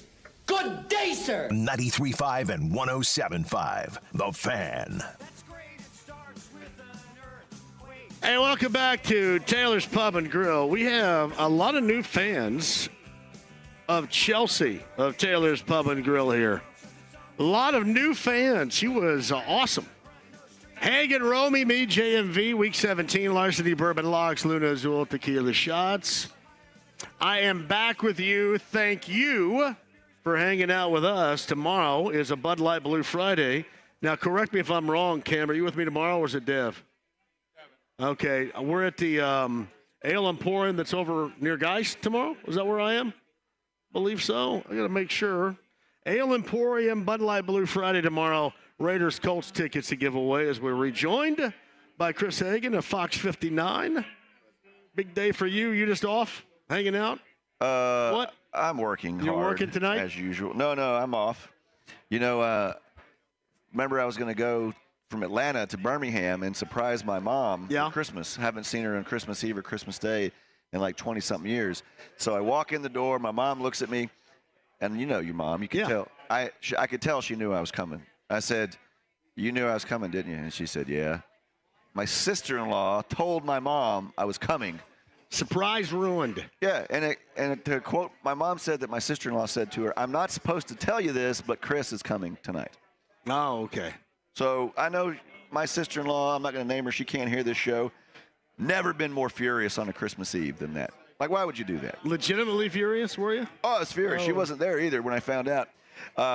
So I do this whole, plan this. You guys like ago. Mama's family down there? Oh, very much so. I planned this months ago, had to drive 500 miles back on Christmas Day. I spent 500 miles driving in the rain just so I could surprise my mom. didn't surprise her. But she said it was still nice to see me, so that was good. So you didn't get to do any of the normal stuff you do in and around Birmingham because you were there. It was all closed. You were there and then gone. Although I got there Christmas Eve after I did my work for the Colts game, everything was closed. But you'll be happy to know, John, Buc-ee's is open 365, 24/7. So up in Athens, Alabama, I rolled into Buc-ee's. I got myself some treats, and I listened to football all the way. Listened to football games all the way up on the drive. Can you take a shower at Buc-ee's? They have truckers' showers? No trucks are allowed at Buc-ee's. Oh, really? No trucks. So they don't have trucker showers then, do they? They have the showers? world's cleanest bathrooms. I like that. You can do anything you want in Buc-ee's, food, everything. So it was great. The first 100 miles of the drive, I'm just like, I'm not thinking about the whole drive to Indy. I'm like, I just got to make it to Buc-ee's. Yeah. Sure enough, it was open. And the closest one, they're going to build one in Dayton area, but the one in Bowling Green, about 200 miles from here, looks like it's close to being ready. They don't have one in Louisville? No. Huh. They started in Texas, and it's weird the map they have now where they placed them. Most of them in the South, but yeah, they got one in Richmond, Kentucky right now. That's the closest, but Bowling Green will be a little closer. I've never been there. Hold on. Hey, put up Romy's mic, would you, really quick? It'll change your life. Bathroom attendants at Buc-ee's make $22 an hour. They have bathroom attendants? The general manager, but they have a big sign like she'll apply for the job. General manager at Buc-ee's makes $170,000 a year. He's correct. Really? 100%. That's why I've turned in my 2 weeks' notice, and I'm heading down. I wonder how much the guy in the Buc-ee's costume made, because there was a guy in a Buc-ee's costume in a Santa suit, and Brett Bensley and I saw him on the way down. I was like, I feel like I should give him like $50 because he's dressed as Buc-ee's. See, I've heard so much about this place. I'm afraid that once I finally it will not go disappoint there, you. It will not disappoint. Then I'm going to go. Okay. Here's the wide range of people that like it that I told to go. Mike Wells, Chris Widlick, both of them sing the praises of Buc-ee's. Widlick, or I should say, Wells drove off with the gasoline gas pump was in the car. I'm sure they've forgotten all about that now. But yeah, they have like 100 pumps. Like you never wait to get gas. It's almost like they're overstaffed with people, if that's possible. Like anything you need, there's somebody there to help you. Their barbecue's legit. Oh my God, the brisket sandwiches. Brisket sandwiches are amazing. I almost want to get in the car when the show's over, John, and drive you down there as a New Year's present for you. I want somebody to remind Mike Wells, who I believe will be on the show tomorrow, remind him right now via X or Twitter, and his X or Twitter handle, that once upon a time a year ago he drove off from Buc-ee's with the gas pump still lodged in his gas tank. So remind him of that because he loves hearing about that. Always. 239-1070 is the number. TJ's been waiting a while. TJ, welcome to the show. How are you? I'm great. Thanks for taking the call. Hey, you got it, buddy. I wanted to say about a month ago, you said the Colts need to make the playoffs, and I couldn't agree more. I think the owner, the local media, sports talk radio, and Colts fans in general, we live in the past. If you count 2011 as the post-Manning era, which I do, the post-Manning era is as long as the Manning era itself. Just for fun, I added up the win-loss total over that time period, and I predicted the Colts would go 9-8 this year. That's a cumulative record of 105, 105, and 1. During that time span, the Colts are 9-13 against these three quarterbacks: Derek Carr, Ryan Tannehill, and Taylor Heineke.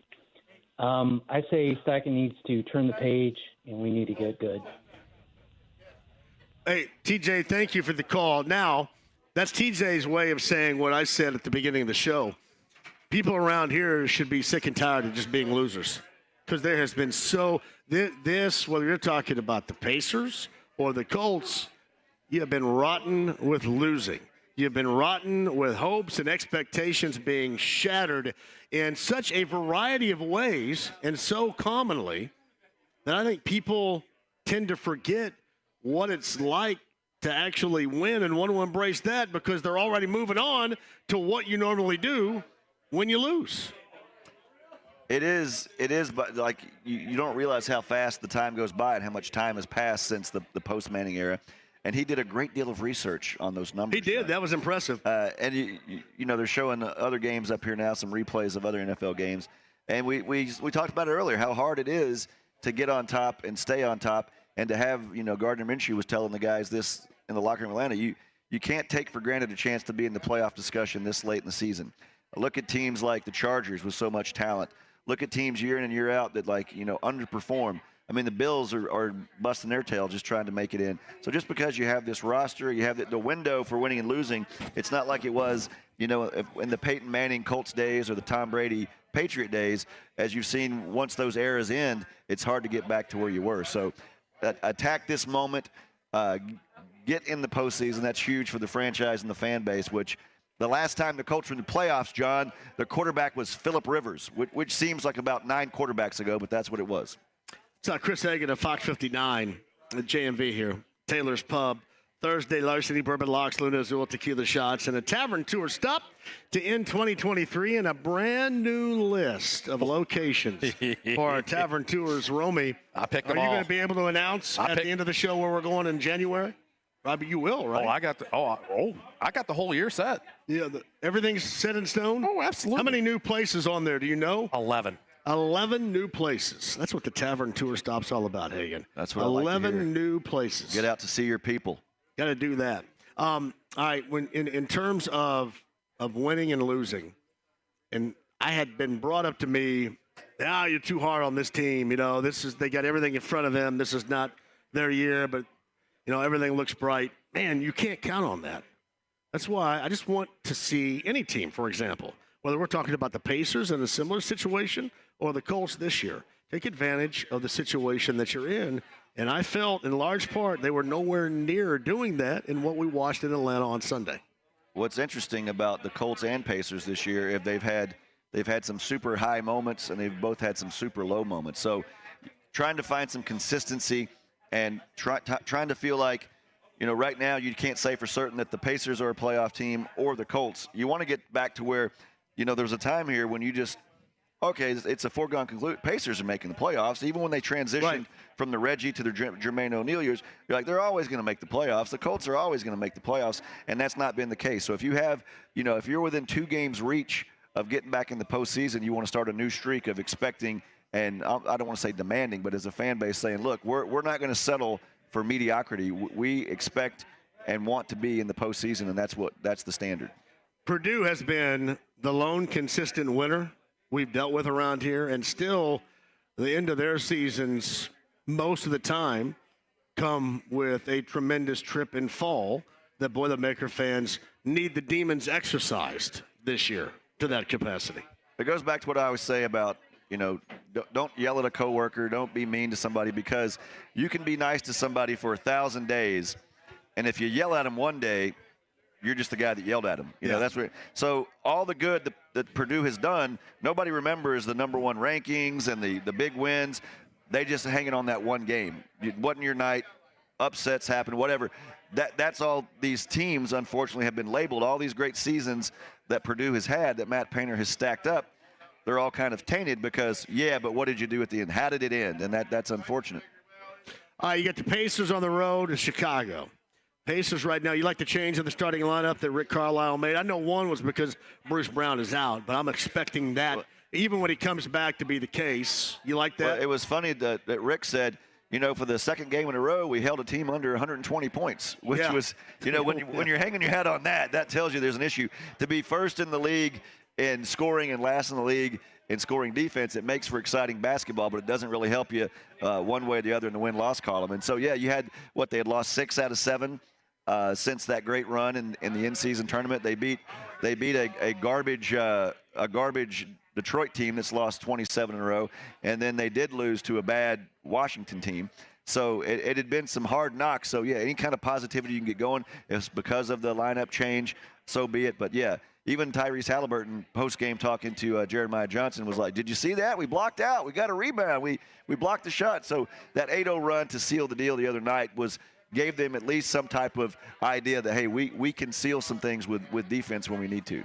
For those out there that are like us, that want to see them win and win right now, and as we've talked about, expedite the winning process, and you don't want to sit back and wait for, quote, the process to take shape and all these years of, getting a high pick and entertaining losses and all that. Somebody that's on board with you and I and others like us, like-minded thinkers that want to expedite the winning process, one of those would be Tyrese Halliburton. That dude wants to win right now. Oh, yeah. That guy's never had winning since going all the way back to high school. He wants to win right now. So he's just like us. Yeah, that's what, people say, well, once the season went this way, they should have just got a higher draft pick. Players on teams aren't thinking about next year's higher draft pick. They're thinking about keeping their position on the team. They're thinking about winning their competitors. So, yeah, there's no let's be entertaining in these lawsuits. It's all about winning right now. And you've seen what this Pacer team can do against some of the highest level of competition. It's all about getting some consistency. It's all about playing. Just give me a little bit of defense, and I think they can get back up into that, top 4, 5, 6 of the Eastern Conference. They make a deal before the trade deadline this year? Well, we hear this every year. There's rumblings and rumors. I don't know. I feel like they have the pieces in place right now that they need. Do you disagree? What would you like to see them go get? I like the Toronto ideas. Yeah. I don't know if either one is going to be a complete cure-all. Yeah, that's the only reason why. I think if you're making a deal, you're thinking that's going to cure a lot of what ails you, and I don't know if what's out there right now that we're aware of is going to cure everything to a point to where it lost them. I do, in terms of what you just said, I agree with you. I think a lot of, and if there's something they can do, they need to try to do within themselves that they just aren't doing or haven't been doing, especially after that in-season tournament. I mean, they have depth. They have guys that can score the basketball, and you think I think defense is all about attitude and commitment to doing it. And I think it's easy to get caught up in these games where it's 137 to 131, and you say, okay, we'll get the ball last and we'll score. But you can't always win like that. It's a recipe for disaster, especially when you talk about you get into postseason play in a best-of-7 situation. You're going to go out there and outscore some high-level team. You're going to go outscore them at least 4 times in a series. I don't think you can do that. You got to find some other ways to win. And Carl even talked about it. Do we need to slow it down a little bit? So I think the answers are in that building. They just got to find them and put them in the right spots. All right. You going to stick around? Or you're taking off? What are you doing? I can give you one more, Coach. I got one more segment in me. All right. Are you with us tomorrow, or are you? Where are you? Somewhere else, right? Where am I? You're on the east Ale side? Emporium. Ale Emporium, Allisonville Road tomorrow. I thought I was going to go to the wrong one. I think there's one over. Oh, my. There's one in Fishers and there's one in Greenwood. No, there's 3, right? There's 3. There's one in Geist. Yep. And then one at Castleton. That's 82nd Street. That's the OG store. No, I'm going to the OG location tomorrow, right? Allisonville Road. All right. Bud Light Blue Friday. You going to be there? What are you? I'm staying in another segment. You're pressuring me about tomorrow already. I'm asking. Can I live my life? So I can put together my show right here. Let's be honest. You put together this show about 5 minutes before they turn on the microphones. I sit in that parking lot and sleep for an hour and a half before my show. True. Thank you very much. It's true. He does. I've caught him multiple times. I nap in the truck for an hour and a half. If Romy gives another one of these, I'll stay one more second. 100%. Quick break. We'll come back. Taylor's Pub and Grill. Nora is our location, 86 in Westfield Boulevard. It's a tavern tour stop. We got gear here for you.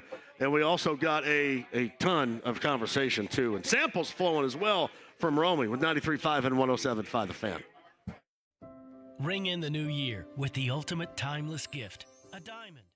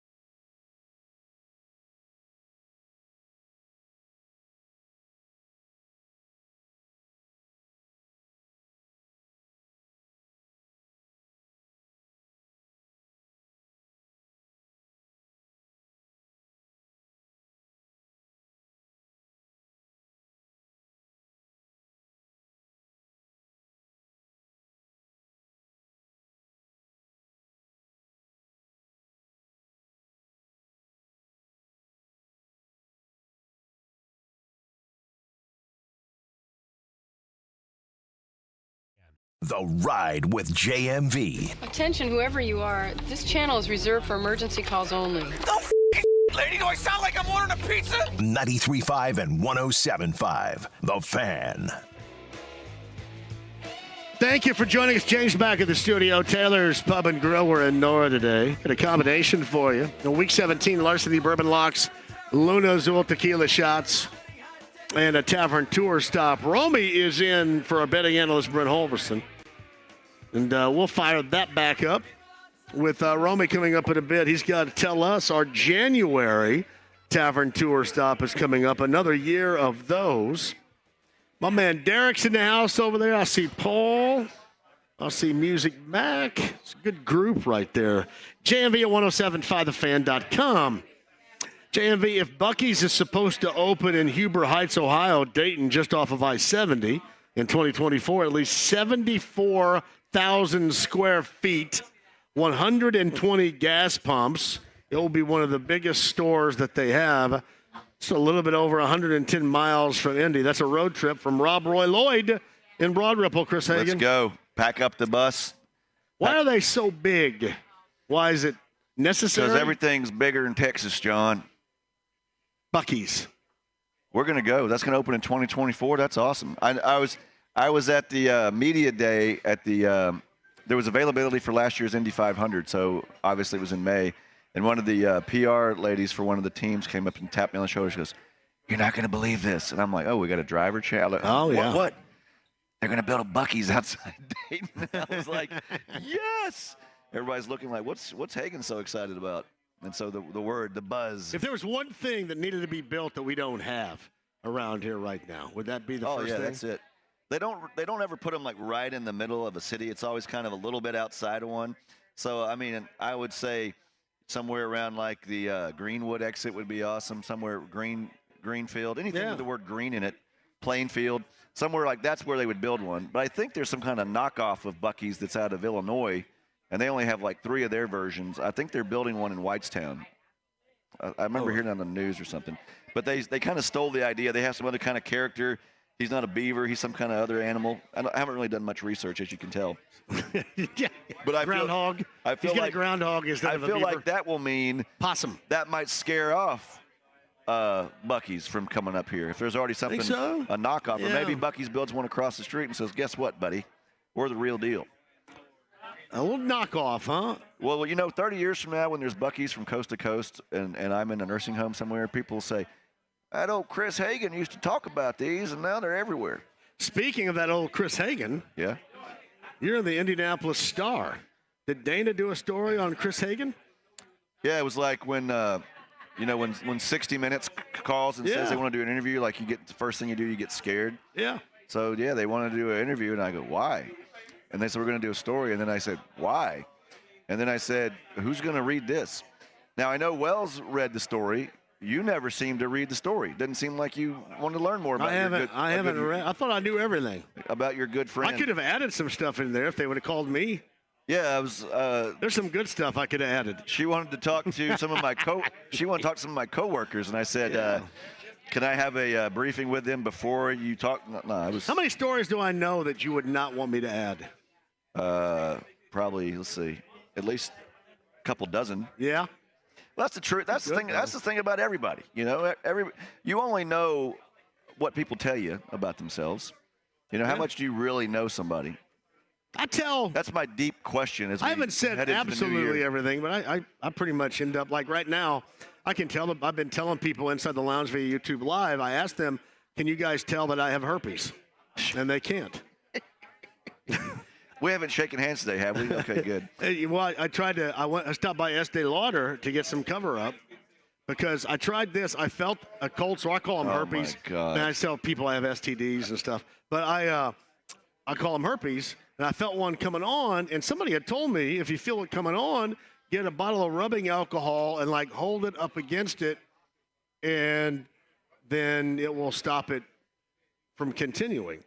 But it didn't do that to me. It burnt my lips. As Mitch Hedberg said, I don't know if it cures the cold sore, but it will make it shiny and more noticeable. Exactly. That's it. So I'm asking people they could tell. But no, I mostly tell everything. Did you like how the article came out? I haven't read it. Oh. No, I'm kidding. I read it. Yeah, it was great. It's just weird reading about yourself and talking about yourself. I know you love to do that, John. Talk about how great you are at basketball. No, it's just weird talking about yourself.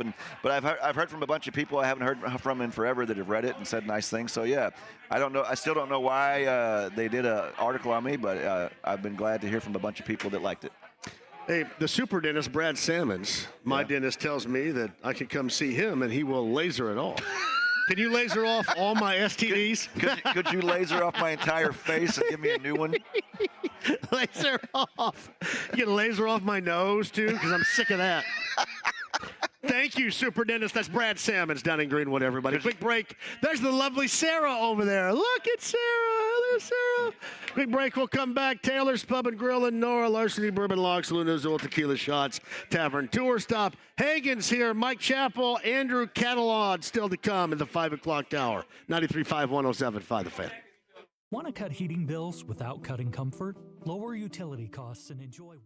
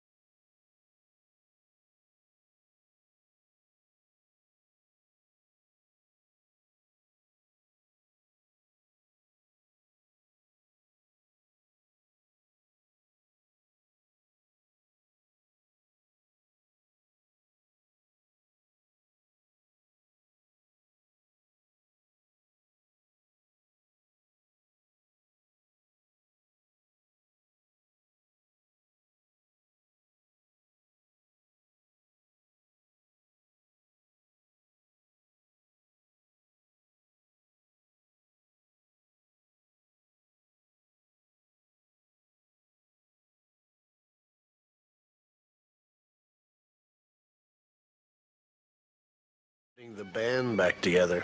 Forget it. No way. We're on a mission from God. 93.5 and 107.5. The Fan. Taylor's Pub. There's Pantera, courtesy of James, bag of this station. Jacob and Sienna are handing out our Tavern Tour Stop T-shirts while they last right here. Bud Light Blue Friday tomorrow, Ale Emporium, Allisonville Road. Raiders, Colts tickets for you. Hey, speaking of giveaways, 239-1070 right now. This is going to be fantastic on Sunday. BullseyeEventGroup.com, the Colts VIP tailgate presented by Hayes & Sons Restoration. Log on, get your passes if you don't win right now. But caller 9 at 239-1070. I talked to Kyle Kinnett a little bit earlier today. It is going to be an awesome party on Sunday. Number 9 is going to go because I love you. And because I saw you giggling back there in the corner when I mentioned I had herpes. I saw you giggling. Number 9 at 239-1070. Hagan, what do you think that does? Does that help my rep when I say I have herpes, or do people understand that to be a joke? I think there's a certain demographic where you'll get some street cred. Cool. So hey. Always accentuate the positive. NC State and Kansas State, the Pop-Tarts Bowl. What's your favorite Pop-Tart of all time? Chris Hagan, go. The cinnamon one. I mean, hands down. Although it is nice if you're ever at work or... Is that brown sugar? Brown sugar. Brown sugar and cinnamon. Sometimes, whenever you're like hungry and you go into like the break room or something, it is always nice to see what, like, oh, you recognize a little pack, like, oh, it's got Pop-Tarts. I'll eat whatever kind of Pop-Tart there is, but if it's like that cinnamon one, then you know you're in business.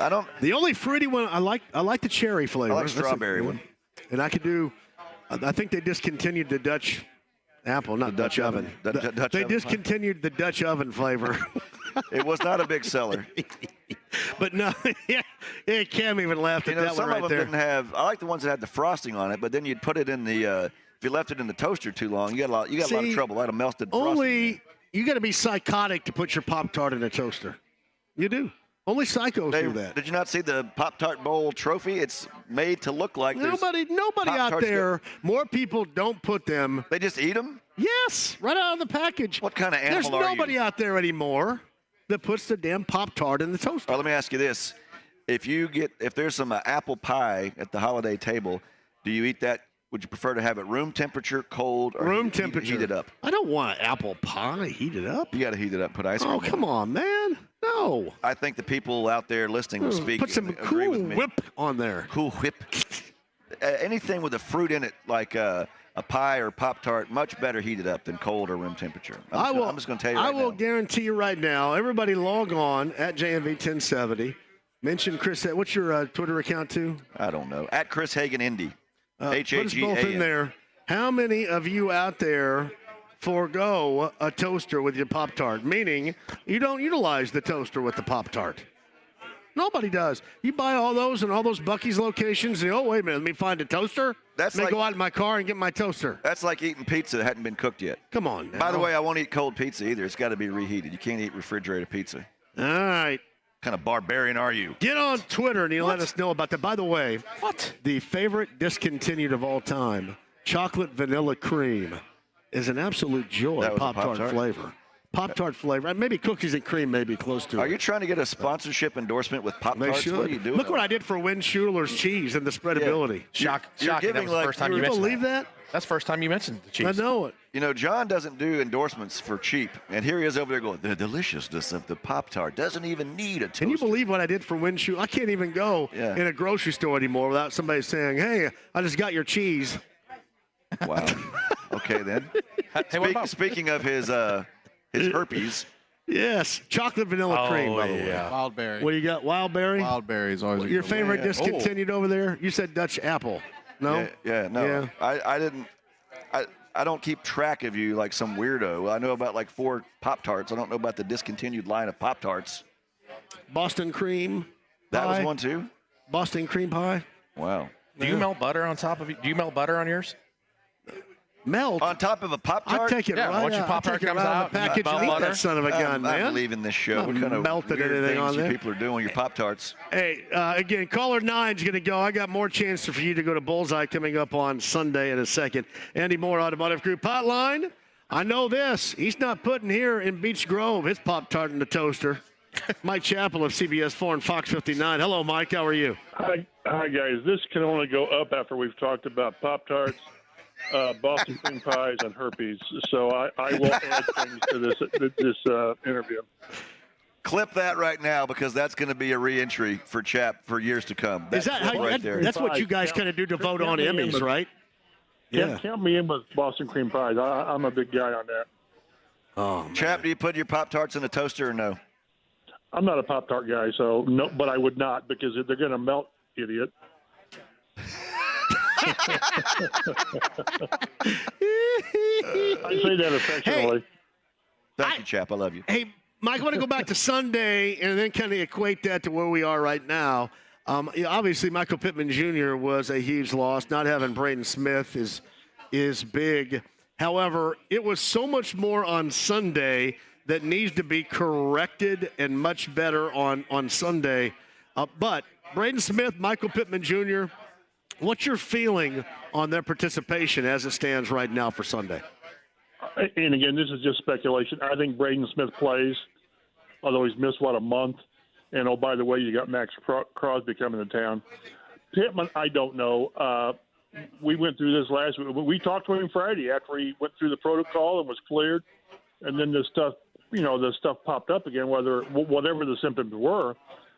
But this week, this is going to be different because now you're preparing. We talked to Reggie Wayne today, and it's always great.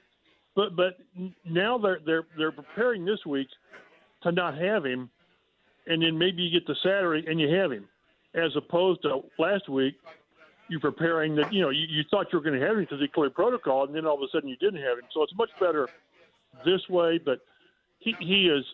I tell you, if he needed anything to reinforce his value to the team in terms of franchise tag or multi-year deal. Last week just showed you how, to this point, irreplaceable that guy is.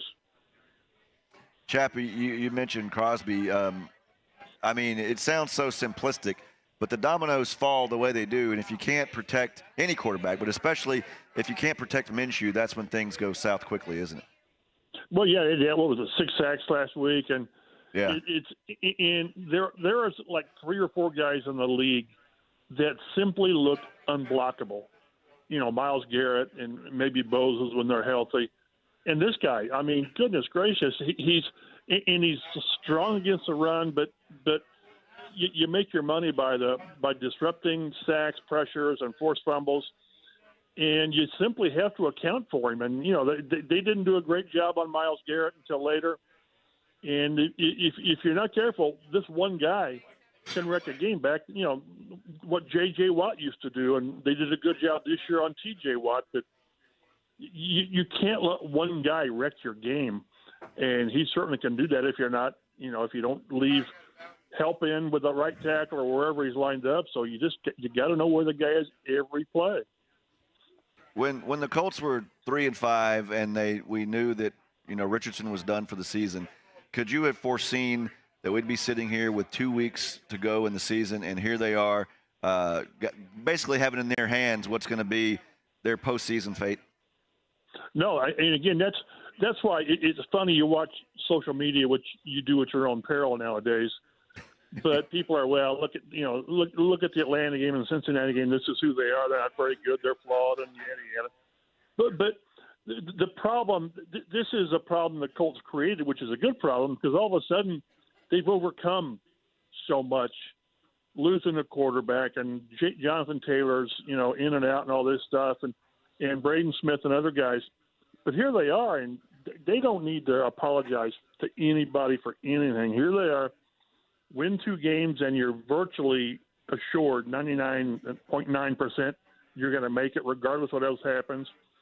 So if you'd have told anybody back then that's where you're going to be, you'd have first said they were crazy, but then you would have taken it. And last week it was a bad loss because, as I'm sure you pointed out, if they win that game, they're in first place in the division by themselves, and then you really control things. But still, win 2 games, and you still might win the division. And at the very least, you're going to be a wild card. Wherever you go, you're going to be a wild card and playing. So Mike Chappell of CBS 4 and Fox 59 again. Combination Tavern Tour Stop, Larceny Bourbon Locks, Luna's Roll Tequila Shots, Taylor's Pub in Nora. That's 86th and Westfield Boulevard. Happy holidays to you, Mike. Gus Bradley. I would have to think that his position will be in jeopardy if they don't end up making the postseason, i.e. losing one of these final two, maybe both of these two. And I also happen to think it may be in jeopardy anyway. Where are you as far as the future of the current defensive coordinator of the Colts? You mean the guy that's generated a franchise record in sacks? Yes, that guy. I'm not as down on Gus as other people because they gave him a bunch of inexperienced guys in the secondary, and they still haven't figured out what they want to do at corner. I mean, Darryl Baker Jr. was inactive last week, and he's started most of the season. So I understand all the criticisms. I just look at their deficiencies personnel-wise on defense. Not so much linebacker, although Shaq never worked out and was never going to work out with Gus. But you've had Zaire, you've had E.J. Speed, who's either really, really good and impactful or he does dumb things with penalties. But the secondary is just a mess. It still is. And what you say is valid, and there may be a change. I look at the deficiencies personnel-wise and attributed a lot of that to what he's had to do with his approach to cover up his lack of confidence, I guess, in the corners and not getting beat deep. But no, I understand that the criticisms. I certainly do. And do you think that the outcome would have happened in these games that we obviously outlined with the defensive coordinator in mind? Would have happened either choice he would have made if he would? Let's just say, for example, and I always bring up the Cleveland game, I bring up the Rams game. Especially not going hard and trying to put pressure, creating pressure on Stafford. Right. Would that still have been a loss? Would that outcome been different? Because I guess that's where I see people have a valid argument with that. And I understand your argument, and that has been a Ballard thing, and certainly we've made it a point to talk about that being a Ballard thing over the years, not to mention this year, but do you think that would have changed the outcome of the game had he just said, you know what, the hell with my philosophy, let's go for this right now and see what happens, for lack of a better description? Would that have changed the outcome? Maybe, but I guess what I still remember, with Nakua's touchdown, game-winning touchdown overtime, you look at a couple cornerbacks looking at each other like, well, I thought you had him. Well, I thought you had him. I can think of 3 or 4 times where confusion, miscommunication has cost them touchdowns, not just big plays, but touchdowns. And that's what you get with young, inexperienced corners. And you got Kenny Moore back there trying to orchestrate the guys who haven't been in this situation, for an extended time. So, I don't know if anything that would happen in these last 2 games, unless they get their doors blown off by Aiden O'Connell, for crying out loud. Now, then things change. But we'll see how much Shane is disappointed in the defense. I mean, that one stretch where they gave up 37 points at least in 3 games was really tough to watch. But I don't know how he views that. And again, I won't be surprised if he's back, but I certainly understand the need that something's got to change. They're not going to do a drastic change. They're not going to go to a 3-4 because they don't have the personnel for it. But maybe a guy that wants to blitz more. But again, I think the reason they didn't blitz more and that they were scared to death of giving up 50-yard touchdowns every other game, if not every game. So, again, is it play calling, is it scheme, or is it personnel? I generally fall back on personnel. I know, and Rick Venturi would just take me out and beat me behind the shed because he doesn't like the way they play. He's screaming at his radio right now. I guarantee it. Well, I hope he's not driving because he'll end up in a ditch, and then I'll feel bad for a little bit. Not real bad, but a little bit. So and he knows 10 times, 100 times more than I do on this. I tend to look at player deficiencies on how they do things, whether it's receivers or offensive line. And Rick gets down in the dirt and can tell you why I'm stupid, and he's probably right. But I don't think it's a given that Gus would be gone. They just got to make some upgrades, personnel in the secondary. They just do. You almost answered my own question, Chap, I had for you on your own. But, yeah, the sacks are great, but if you sack a guy and then the next play you give up a 3rd and 14, right. it kind of negates the stat and the sack. But that's what I was going to ask you. Is it more execution and deficiencies on the roster, or is it more scheme, or is it somewhere in between? It's probably somewhere in between. And again, I thought last year they had like 42 sacks, which was a big number for this team. And I thought, boy, I never got the impression it was that strong of a pass rush. This year it has been better. Last week it just went away. It was kind of appropriate they set the franchise record on a sack for no yards, because that's what the pass rush was last week. So, yeah, I don't know. I like the makeup of most of the team. That they need a linebacker because you got Zaire and you got E.J. Speed, and then you're sort of not a lot there. Ronnie Harrison is a good story, but there's work to be done. But we knew that going in. It's going to be when this season's over, however it ends up. We're going to talk to Chris Ballard. It's going to be, well, I should have done more at cornerback. Although they planned on being this young. They just did. But I don't think they even remotely expected Juju Brents to miss the amount of time he has. And you don't expect for Dallas Flowers to have the season-ending injury. Now you're out without Julian Blackmon. So, again, I tend to be too simplistic on personnel, because I think personnel does limit you. So I'm curious how this goes. I hope the defense plays well the last couple games. C.J. Stroud's going to be a load the last game of the season, because he was having a all-world rookie year until the concussion. But they've shown they can play not dominant defense, because I was looking. This will be the 5th straight week that they played a backup quarterback.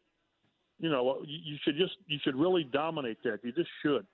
And then you get beat by, Heineke and Browning, which was just ridiculous.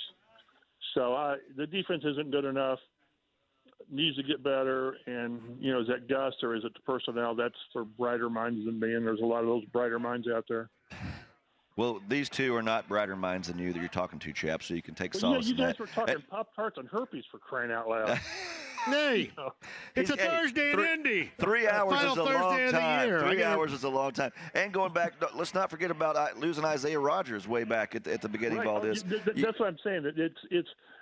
But everybody's lost players, so you don't use those. They're reasons, not excuses. You can't. There's no excuses. Nobody cares.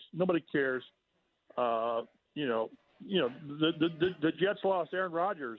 What was it, 3 or 4 plays into the season? So yeah, everybody overcomes things, or you don't. So, but having said all of that, and valid or not valid, win 2 games, and at the very worst, you're going to Miami in the playoffs, which you might get your doors blown off there, but the media will have a good time, in Miami for a couple of days. It'll be a good trip, Chap. You've seen way more football than us, and the league has done so much over the years to take care of quarterbacks and look out for quarterbacks.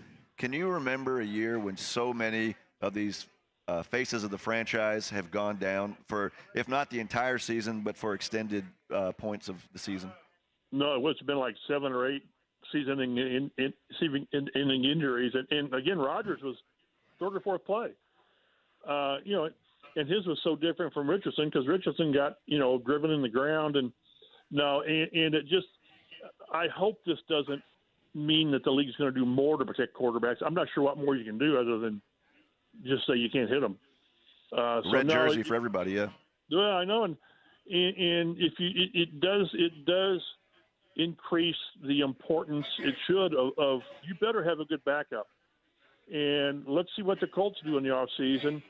Do they try to re-sign Minshew, who won't sign again for $3.5 million? That won't happen. But you've got to have, I go back. This is so different from when. Remember during the Manning years, they couldn't get a backup to come here because you're not going to play, and then you're not going to practice. And as Tom Moore said, if Peyton goes down, we're F, and we don't practice F. So but you got to have. Where would these guys be if they didn't have a quality backup? Where would Cleveland be? So it's really important. And I can't remember this many top-level name quarterbacks going down, and it's really changed the landscape of the league this year. Chap, to shift gears a little bit, you've been here from day one when the Colts were here, and you've seen Hall of Fame players come and the entirety of their career come and go. And now two Colts back in the finalist pool. Reggie Wayne, I think a 5th time, and then Dwight Freeney. You'll have a role in that. Do you like their chances? What do you think about Reggie going at it again? And you see the other crop of the finalists. Where do you think those guys stand headed into a chance to make it into Canton in 2024? I think they got a decent chance. I don't think it's a great final 15. I don't. There's some really. I mean, all these guys are quality players, but we've got to. We as a group have to get this logjam at receiver broken with Reggie, Andre Johnson, and Torrey Holt, or we're going to be doing this again next year. I personally think Reggie is not head and shoulders above the other two, but I think he's got a better resume. We asked him today about I asked him today what separates you from these other two guys, and he said playoffs. He said and it's not his fault that he played in so many playoffs. It's good for him. But the overriding thing I've always used, and I've probably mentioned it here on Reggie, is his longevity, productivity, and he and Jerry Rice are the only players to rank top 10 regular season, postseason catches and yards. Well, that's when you and Jerry Rice are in the conversation only over the length of your careers. That speaks volumes. And with Dwight, I mean, I tell you, as much as people believe how good he is locally, nationally, it's another level. It really is. People nationally think he's one of the truly elite pass rushers of his time and in this group. And you got Julius Peppers and you got Jared Allen in the group. Where we put, I think Julius Peppers has a chance to be first ballot. I don't know, maybe. Antonio Gates probably is the first ballot guy for how he helped revolutionize the tight end position. That leaves 3 spots. So it's a tough. It should be tough. It should be very difficult to get in. But if we don't break this logjam at receiver again, we're going to do this next year, and the wait continues for Reggie. I hope this is the year that it ends. As he told us, if I get in, there will be a party, and I probably will miss a couple days of work. So I'd like to see that, because we knew when Edrin went in, there would be a party. There was until like 4 o'clock in the morning, and Reggie would probably try to one-up him on that. One-up him. Wasn't it Harold Carmichael that it took forever for him to get in? I'd hate for Reggie to be in that situation. When we were there covering the Colts in the 2000s, did you? I know I didn't really. It just seemed like going to work. Did you realize how many special Hall of Fame caliber players were walking around that locker room each and every day? Not really, but that's because we were around it all the time. We talked how Peyton would throw for 300 yards and 3 touchdowns, and you said, "Is that all you got?" Well, that's a great game for most guys. So no, and Tarek Glenn and Jeff Saturday and all those guys, those were near Hall of Fame type players. But one thing that does kind of, I think, hurt these guys a little bit is there's a Colts fatigue. We've got Peyton in and Marvin and Edrin and then Dungy and Pullian. And sometimes I hear, well, if these guys were so great, why'd they only win 1? Well, they should have won 2 if Hank Baskett can cover an onside kick. And Freeney's not playing on one leg. And then it was timing, because they were playing at a time when New England was off this planet good. New England never had more talent than anybody, but they just played better collectively. And I can go through the list of why these guys didn't win more Super Bowls. With 2005, with the personal tragedy with Dungy that they never really got over, and a couple of squirrely games against the Chargers, which that were really strange. But that simply should not diminish what these guys did individually, and collectively too. But individually, I mean, Dwight Freeney's one of the best of all time at what he does, and Reggie, I'm telling you, his body of work, it's just hard to really crack with what they've done. So but again, they're in there with 13 other people that people in those markets believe are better than Wayne and Freeney because of what they did. So we get together in the middle of January in Atlanta, and we'll fight over it, and I'll fight and I'll give all these things with these local guys, and I'll either be really, really happy with one or two, or I'll be really, really, really PO'd that neither one got in. But I think they got a decent chance. One of them, I don't know if they both can get in, but I think one of them's got a chance this year. I really do. All right, we're going to see you in the press box on Sunday, and the first thing we're going to bring up would be Pop-Tarts and herpes. You know, I can say here, and I've never had herpes. I probably had a Pop-Tart. I've never had herpes.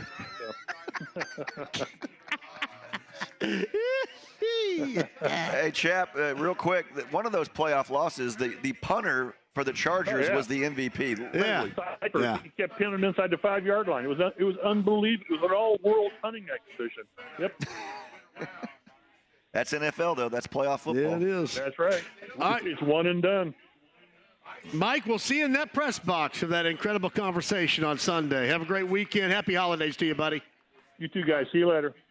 See you, Chap. Mike Chappell of CBS 4 and Fox 59. Andrew Catalan, if you watch now, Comedy Central is a part. Is it a Paramount network? I know the Paramount has a network. Is it a part of CBS? CBS, yeah, they're buddies all together. Andrew Catalan has a promo, I think, about every 4 or 5 minutes on there. Andrew Catalan's also on the call. The Colts and the Raiders coming up on Sunday. Andrew's going to join us next. Taylor's Pub, Larceny Bourbon Locks, Luna Azul Tequila Shots, and a Tavern Tour stop in this month of December. Good to see you, Derek. 93.5, 107.5 The Fan. Finding great candidates to hire can be like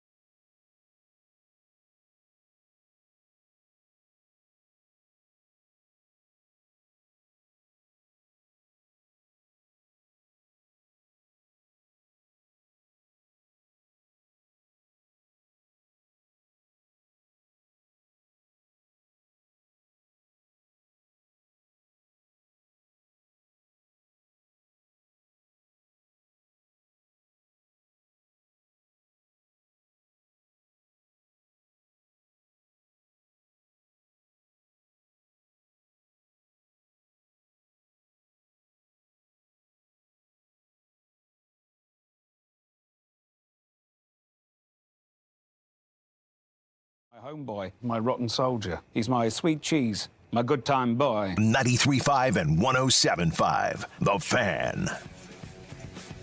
Oh, Lincoln Kennedy a little bit earlier. Mike Chappell also. Hagan was here. A Week 17 Larceny Bourbon Locks, Luna's Oil Tequila Shots.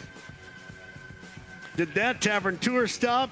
Taylor's Pub, Nora, North Side. Romy's been here. Romy's going to announce our next Tavern Tour stop. Yes, sir. Month of January. He will announce that coming up in a bit. JMV Takeover. All request New Year's Eve party. What's up, Jay? Jay's in the house.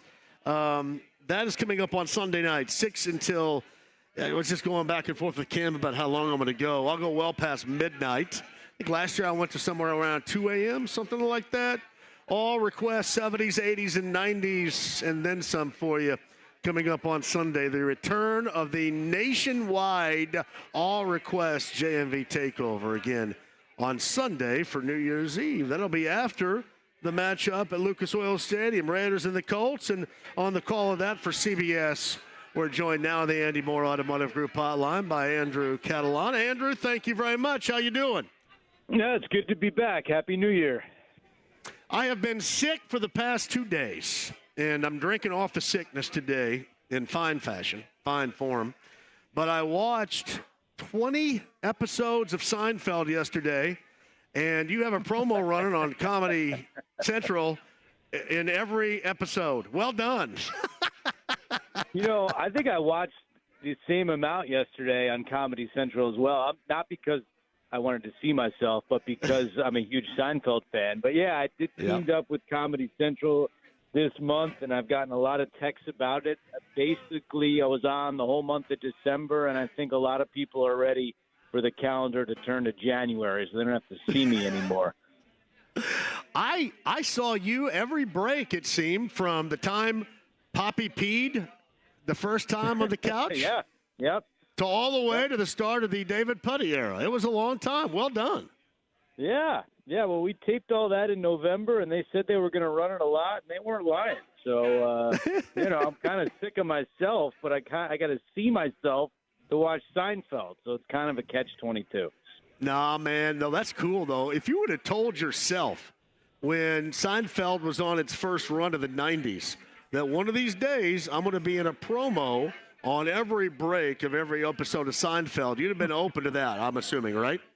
I would. It's my favorite show, and it's still like yesterday. You just start watching, and you can't stop like you did. I mean, I wasn't sick, so I didn't really have an excuse, but I still watched, so I'm glad you did as well. Hey, what is it, by the way, what is the promo, again, it's something leading up to the Super Bowl, right? For people that don't know? Well, yeah, so Paramount owns CBS and Comedy Central, right. So I think a lot of it is just kind of gearing everyone towards the Super Bowl on CBS in February. I was talking a little bit earlier to Lincoln Kennedy, and I asked him, even beyond some of these wins and beyond the defensive play that we saw last week for the Raiders against the Chiefs, what is most noticeable is the swagger, the Raider type of swagger that goes back decades, eras, that I think we have seen now reemerge. Have you noticed the same thing? Yeah, there's no doubt about it. I haven't seen the Raiders in person this year. This will be my first time, but watching the film and reading up on them, I actually found it funny because that swagger is back, but they're also the least penalized team in the NFL. In terms of average number of penalties per game, which kind of goes against everything that we think of the Raiders over the heydays and whatnot. But, yeah, I think Antonio Pierce has done a great job. I mean, Devontae Adams saying that he preaches everyone to play fast and nobody's playing timid. You see that when you turn on the film. I mean, these guys are flying around the football, especially on defense. They're playing fearless. They're scoring touchdowns on defense 4 in the last 2 games. And it's really just a different team than we saw under Josh McDaniels. Well, just across the front, too. I mean, you start with Max Crosby. If you get 2 X's to the name Max, you're going to be a badass, and there's no doubt he is. But, I mean, from nickels up front and to the back edge, Hobbs had some moments. They just have some. Jack Jones, obviously. They have some guys that we have seen late in the season with individual playmaking ability. Yeah, I mean, it all starts with Crosby. He's got 13.5 sacks, and he's going to get a ton of double teams in this game, I'd imagine. But the guy that's really emerging now is Malcolm Kuntz. He's got 5 sacks in the last 2 games, and it seems like finally he's able to be that 1-2 punch with Crosby. So, yeah, you mentioned the back end, and there's no doubt that they're taking the football away. But up front with Crosby and Kuntz, I mean, that's going to be a big challenge for the Colts offensive line in this game. Andrew Catalan's got the call coming up, CBS on Sunday here. Are you in town yet? Not yet. I'll be there tomorrow. Oh, yeah. Well, I'm telling you, it's going to be, well, probably gray, a little bit cool. Not as bad as it could be, I guess, but you'd probably know what you're getting into, right, weather-wise around here. Well, you got to remember I went to Syracuse for 4 years, so I'm used to gray and damp and ugly. Because we had that every day at school. You've got, yeah, you're right. You have probably snow on the ground there from what? April through, or April, what, from October to April, probably up there? Yeah, I mean, it snowed on graduation at Syracuse before. Not my graduation, but it has snowed in the middle of May. Yeah, you don't want that. So I get where you're coming from. So, yeah, you'll certainly be used to it here. What's your impressions on the Colts? You have seen them.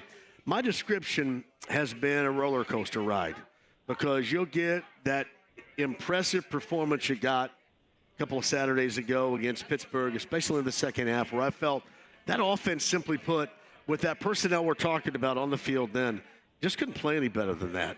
And then you fast forward to where nothing worked. And the offensive line that was so dominant against Pittsburgh got dominated itself. Defensive line, the same thing by an Atlanta team that got beat by Carolina the week before. What do you make of this Colts team firmly in the playoff picture with that opportunity in the AFC, but a roller coaster nonetheless? Yeah, it has been. I saw them at one of the highs on that roller coaster when they won in overtime against Tennessee earlier in the month, and then since then it's been up and down, up and down. You know, and watching the game last week, I give Josh Downs a lot of credit. I think he's had a great rookie year, but they really missed Michael Pittman. I mean, they just were not the same offense without him. Taylor couldn't get going. You mentioned the offensive line. I mean, obviously Michael Pittman's a star in this league, and you're going to miss a guy like that, but it just looked like their whole offense was out of sync and out of rhythm without him. So, yeah, to your point, up and down, but here you are with 2 games to go, a chance to get to the playoffs, and you know, I've appreciated the parallels. I know Colts fans have not, but I've appreciated the parallels to 2 years ago when they were knocking on the door and they played the Raiders in Week 17. They lost both those games, and what I appreciate about that is that you'd like to think that the guys that were on that team have learned something. They learned what it's like to take care of business, and I think that might play in their favor. You've got a Franklin. You know, a lot of these guys were on that team 2 years ago that want to get that taste out of their mouth because they remember what it was like to not get it done against the Raiders and Jags over those final 2 weeks. So I think that maybe could be something that can help the Colts here down the stretch. It's so weird about that, too, as you go back a couple of years. And that came off a Christmas night win over then very good in Glendale, Arizona. And that was the Arizona Cardinals. And the difference is, you know, obviously Carson Wentz, you can start at the top of that list, but the major difference, if you're trying to form a parallel here, would be just the simple fact they were playing well that year going into the final 2 weeks of the season and basically imploded right before our eyes. And this is just kind of one to where you're going to stuff your hand in that box of chocolates, Forrest Gump-wise, and just really not know on a weekly basis what you're going to get in return. No, that's true. They were going into that after that win on Christmas. That was a great win. You had a really good feeling about it. They were going back to play the Raiders and the Jags. You figure get one of those games.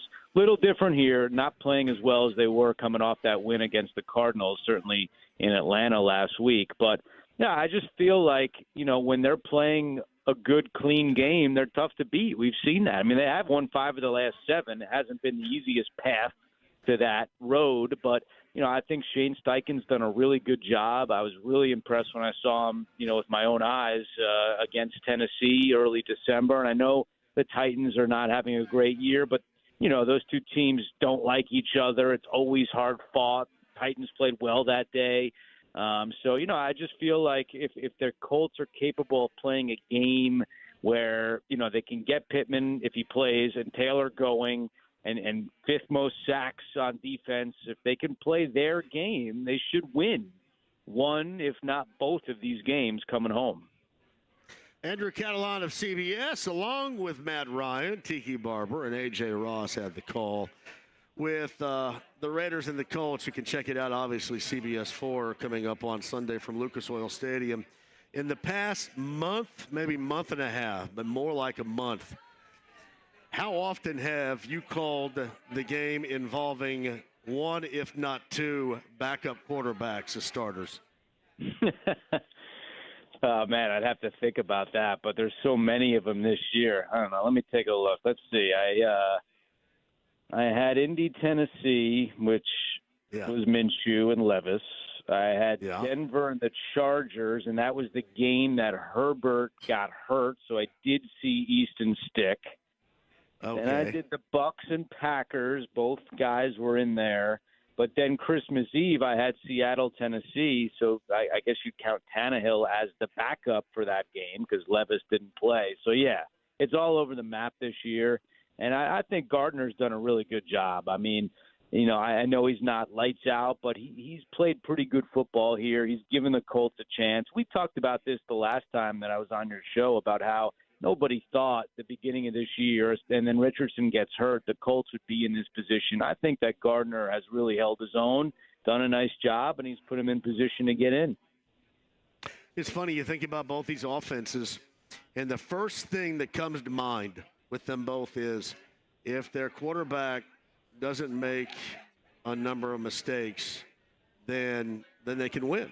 And certainly that is more for Aiden O'Connell and the Raiders, but, I mean, it is really equal to both of these teams. I know you could say that in large part each and every NFL game about every quarterback, but more so magnified, I think, in this game coming up on Sunday than most you will see over the course of the year. Yeah, that's a fair point. I agree, and I think it's more on the Raiders side. I mean, we saw how they handled that game on Monday against the Chiefs. I mean, the kid was 0 for 10 after the first quarter. They're not going to push the ball down the field and take a ton of chances. I think that the Colts, have a little more faith in Minshew than the Raiders have in O'Connell. But you're right. I mean, they're looking to rely on their defenses, and both defenses have played pretty well this year, especially the Raiders of late. They've played a lot better under Pierce than they did under Josh McDaniels. And again, it's the same defensive coordinator. So that's what's kind of weird when you look at the Raiders. It's like, well, it's not like they have a new play caller on defense. It's the same guy, but it just feels like, as we discussed earlier, that swagger that Antonio Pierce brings is kind of bled into their defense. But, yeah, I think that's the kind of game we're going to get. I don't think we're going to get, 41-35 on Sunday. I mean, these teams are looking to run the football and not turn the ball over and then play a nice, clean, crisp game in any way they can.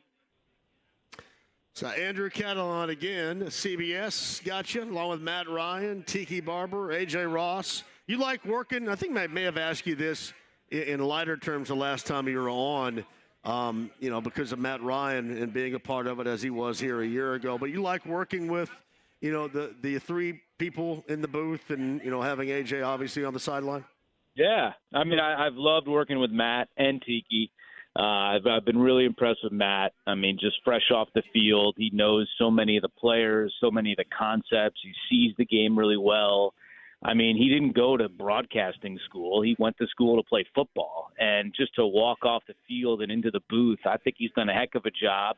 And I give the two of them, Tiki and Matt, a lot of credit because – it's very easy to step on each other, and they've done a pretty good job of that. I mean, I get in and call the play, and then it's up to them to say who goes, who takes the replay. So I think that's a hard thing to do. So I think they've done a really good job, and we love having AJ down on the sideline. So it's been a really enjoyable year for me and for our crew. All right. Well, it's always a pleasure to have you on. And, again, keep up the great work. And, when they ask you to do a promo like that again on comedy, do it again. Man, that's money right there. Yeah. That's big time yesterday. Hey, you got it. Have a appreciate great it. call on Sunday. We'll do it again soon, Andrew. Thank you. Okay. Take care. Happy New Year. Andrew Catalan, CBS. So I watched about 20 episodes of Seinfeld yesterday, and it was like almost every break he had that promo. 100%. Yeah. Yeah. I love it, though, man. I think they're having for the new year this is Romy, by the way. Jim Romanek rejoins us now in for Brent Halverson today. Having a Seinfeld marathon, I believe. Oh, yeah? What's your favorite? Is it Comedy Central or Comedy Network now? What is it? I think it's still Comedy Central. Comedy Central? Yeah. What's your favorite Seinfeld episode ever? The Hamptons, probably. I think the shrinkage. You combine the shrinkage with Kramer and the lobster poaching and, George's girlfriend that he's bringing. He thinks she signed a letter of intent because she agreed to spend the night there. And genius episode. And then, talking about shrink. Because I think we all us dudes that are listening out there have had issues with some sort of shrinkage in the past. And that's Elaine with the quote, I don't know how you guys live with those things, walk around with those things, whatever. I mean, it's great stuff. The Hamptons, how about you? Oh, man, that's a tough one. I mean, the Hamptons, the opposite. You can't go wrong with the opposite. You can't go wrong with Junior Mint. No, I would say, God, what's the one that Putty has? He scares the priest when he's in the hockey. Is that the conversion? That one? I think the so. Conversion? It might be easier to That's find the one. the ones that It's the aren't. conversion. Aren't the best. Like there's the one where he races Duncan. Is it the race? Yes, it's the race. That's not one of my favorites right there. By the way, Jerry always had some of the hottest girlfriends. He did. My Every God. one. It's like Sandler. In every movie he's ever got a girlfriend or married to, they're all smokes. Smokes. Absolutely. He's not. He's going big or going home. He is. He's paying the bill for the most part as executive producer. All right, Romy, you're going to announce when we return our next Tavern Tour 100%. location, correct? You want this right now?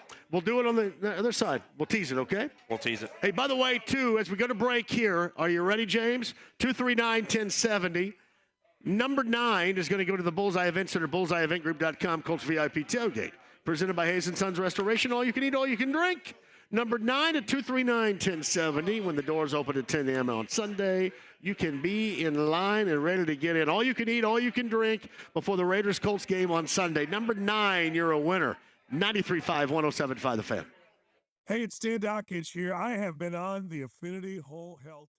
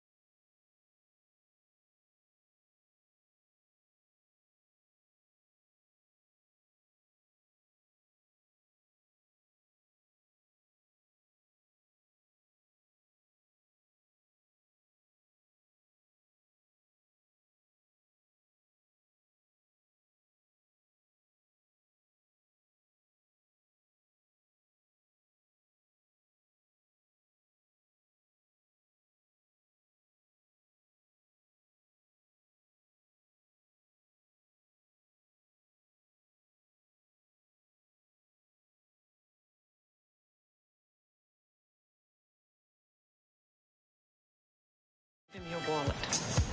What for? He's got a knife. That's not a knife. That's a knife. 93.5 and 107.5. The Fan. Oh, thank you all for joining us today. Happy holidays to you. Hope you had a great Christmas. We're going to have a great New Year's together. I promise you that. Taylor's Pub, we're in Nora on 86 Westfield Boulevard. Great food up here. Stop by here. And Chelsea shout-out was awesome earlier. In our Larceny Bourbon Locks and Luna's World Tequila Shots. There's also a tavern tour. Before we go, Denzel Washington, the actor, birthday today. He's 69. Oh. What's your favorite Denzel Washington film? Oh. What do you got there, Romy? Jim Romanak, by the way, in for Brent Halverson, our Larceny Bourbon Locks. Luna Azul Tequila Shots. Oh, what's yours? You want to get back to me? I got two of them right here. Man on Fire, John Creasy. Yeah. Oh, Man on Fire's badass. When he puts that C4 up that fat guy's butt and blows him up, that's excellent. And his portrayal of Frank Lucas in American Gangster. Yeah. Opposite of Russell Crowe, I thought, was outstanding. Now, that was a period piece, too. That was late 60s, early 70s, and I tend to gravitate toward those, but excellent nonetheless. I'm going to say Training Day. Training Day's awesome. Training Day's so good. So many fantastic lines. King Kong ain't got on me. That's so good. We in the office, baby. Oh. So quotable. All right, where are we, by the way?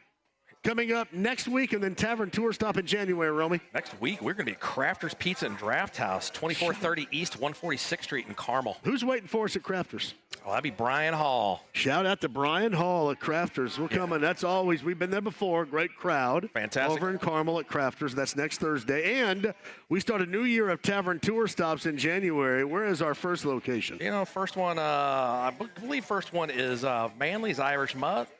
Mike Manley. I saw Mike Manley right before the Colts game. They're going to go Saturday ago. GG's after that. Yes. The brand new place, by the way, which we were talking about. Uh-oh. Wits In. I can't wait. Yeah. We're going, and this is in March. Yeah. We're going to the Wits Inn down in Whiteland. Oh, yeah. That's going to be outstanding. I've been getting shout-outs all day. My boy Jeff Harris, my boy Mike Neese. Yes. They've been hitting me up all day. And we got a lot of other new places on there too, including. Oh, we're gonna be Rookie Sports Bar, Connors Pub, Working Man's Friend again, Heavies, Loft Millers. Oh yes, downtown. We're gonna be going there, my man. Last time I was at Heavy's a couple of falls ago, it was one of the biggest crowds I've ever been a part of. Well, I'm gonna try to work because they're a big biker bar down there, so we're gonna try to work it. I think it's gonna be sometime in July. We're gonna have a biker crowd down there. It's gonna be it's gonna be epic, my friend. We're gonna have a darn good time down there. I'm gonna tell you what. That is awesome. Yeah, first timer for Wits Inn. That's coming in March. Yep. And by the way, my brother said the Maestro is his favorite Seinfeld episode. The Maestro. Well, yeah, that's good. That's good. I remember meeting the actor because that's the same actor that was in Animal House. Yes. And Mark, and I can't think of his last name right now, but he. Remember they had Bar and Filmworks downtown, right? Yeah, Hollywood Bar and Filmworks. Yeah, they had it downtown, and they I think it was at the end of their run, and they were bringing in. So they had an Animal House showing and brought in 3 of the actors from Animal House. And Mark, what's his last name? Looking for it right now. Mark, he was one of them, and who else? Stephen First, who I think has passed away, who was Flounder, was one of them. And then the not the one that was naked, but the other one, the other girl in there. Mark Metcalf. He was. And I sat.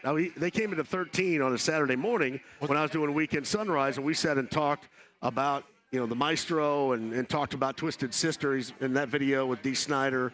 So was the other girl the same girl that was in Caddyshack? Was she in Caddyshack? No. I know you're talking. No, that was the young girl in that. Remember, it was Otter's. Yeah. Yes. The one that, Babs. Babs is the one. She ended up going with the Senator John Belushi at the end of that one. Well, there was Babs, and then there was the other one. I think Babs is the one that was there were. Yes. Yeah. So yeah, Animal House. But that's pretty cool though. Hollywood Bar and Film Works. Man, you remember that place? Yeah. God darn it. It was something back in the day downtown. Hey, I got to thank you for stepping in. Those are big shoes to fill with Brent Holverson, our betting analyst today. You did an outstanding job. Thank you. I appreciate that. He's already apparently I've got an HR meeting with on Tuesday because I changed his pick, so I've already got that text. And training day, your favorite Denzel Washington. James, back in the studio. Favorite Denzel Washington all time. James, anything? James doesn't know who Denzel Washington is. He's looking it up. He's looking it up right What do you now. got, Cam? What's your favorite Denzel Washington of all time? Film. You got anything in mind? Am I still hitting this too old? Is he too old for you guys too? I mean, you could say, remember the Titans, right? No, I'm sorry, buddy. You could say, remember the Titans? Coach Boone? Huh? Yeah, you can say that. What's your favorite? You got it, Cam? Man on Fire? Training Day? No, Frank Lucas, American Gangster. American Gangster. Yeah, I like that. That's when. Good to see Jay out here, man. Hey, thank you very much. No, thank you, appreciate brother. that. I appreciate it, man. Had a blast. Jacob, Sienna, thank you guys, too. Cam, great job from you. James back in the studio, outstanding. You, the listening audience, man, I can't thank you enough for hanging when I was gone. Love it even more when you were here. And a shout out to Brian Noe and Greg Rakestraw in for me earlier this week. I am feeling good. And tomorrow we go to Ale Emporium on Allisonville Road in Castleton. I've got Raiders Colts tickets to give away on a Bud Light Blue Friday. I want to see you all there tomorrow. Thank Kelsey and the gang here at Taylor's Pub. And a shout out to Kyle, Brent, wherever you are, the lovely Sarah. Back with you tomorrow at 3. Castleton location of the Ale Emporium. Pacer Hoops tonight. Remember, 8 o'clock's that tip. Go Blue. The Colts today have given up 5 sacks. The Falcons flip the bird to the Colts.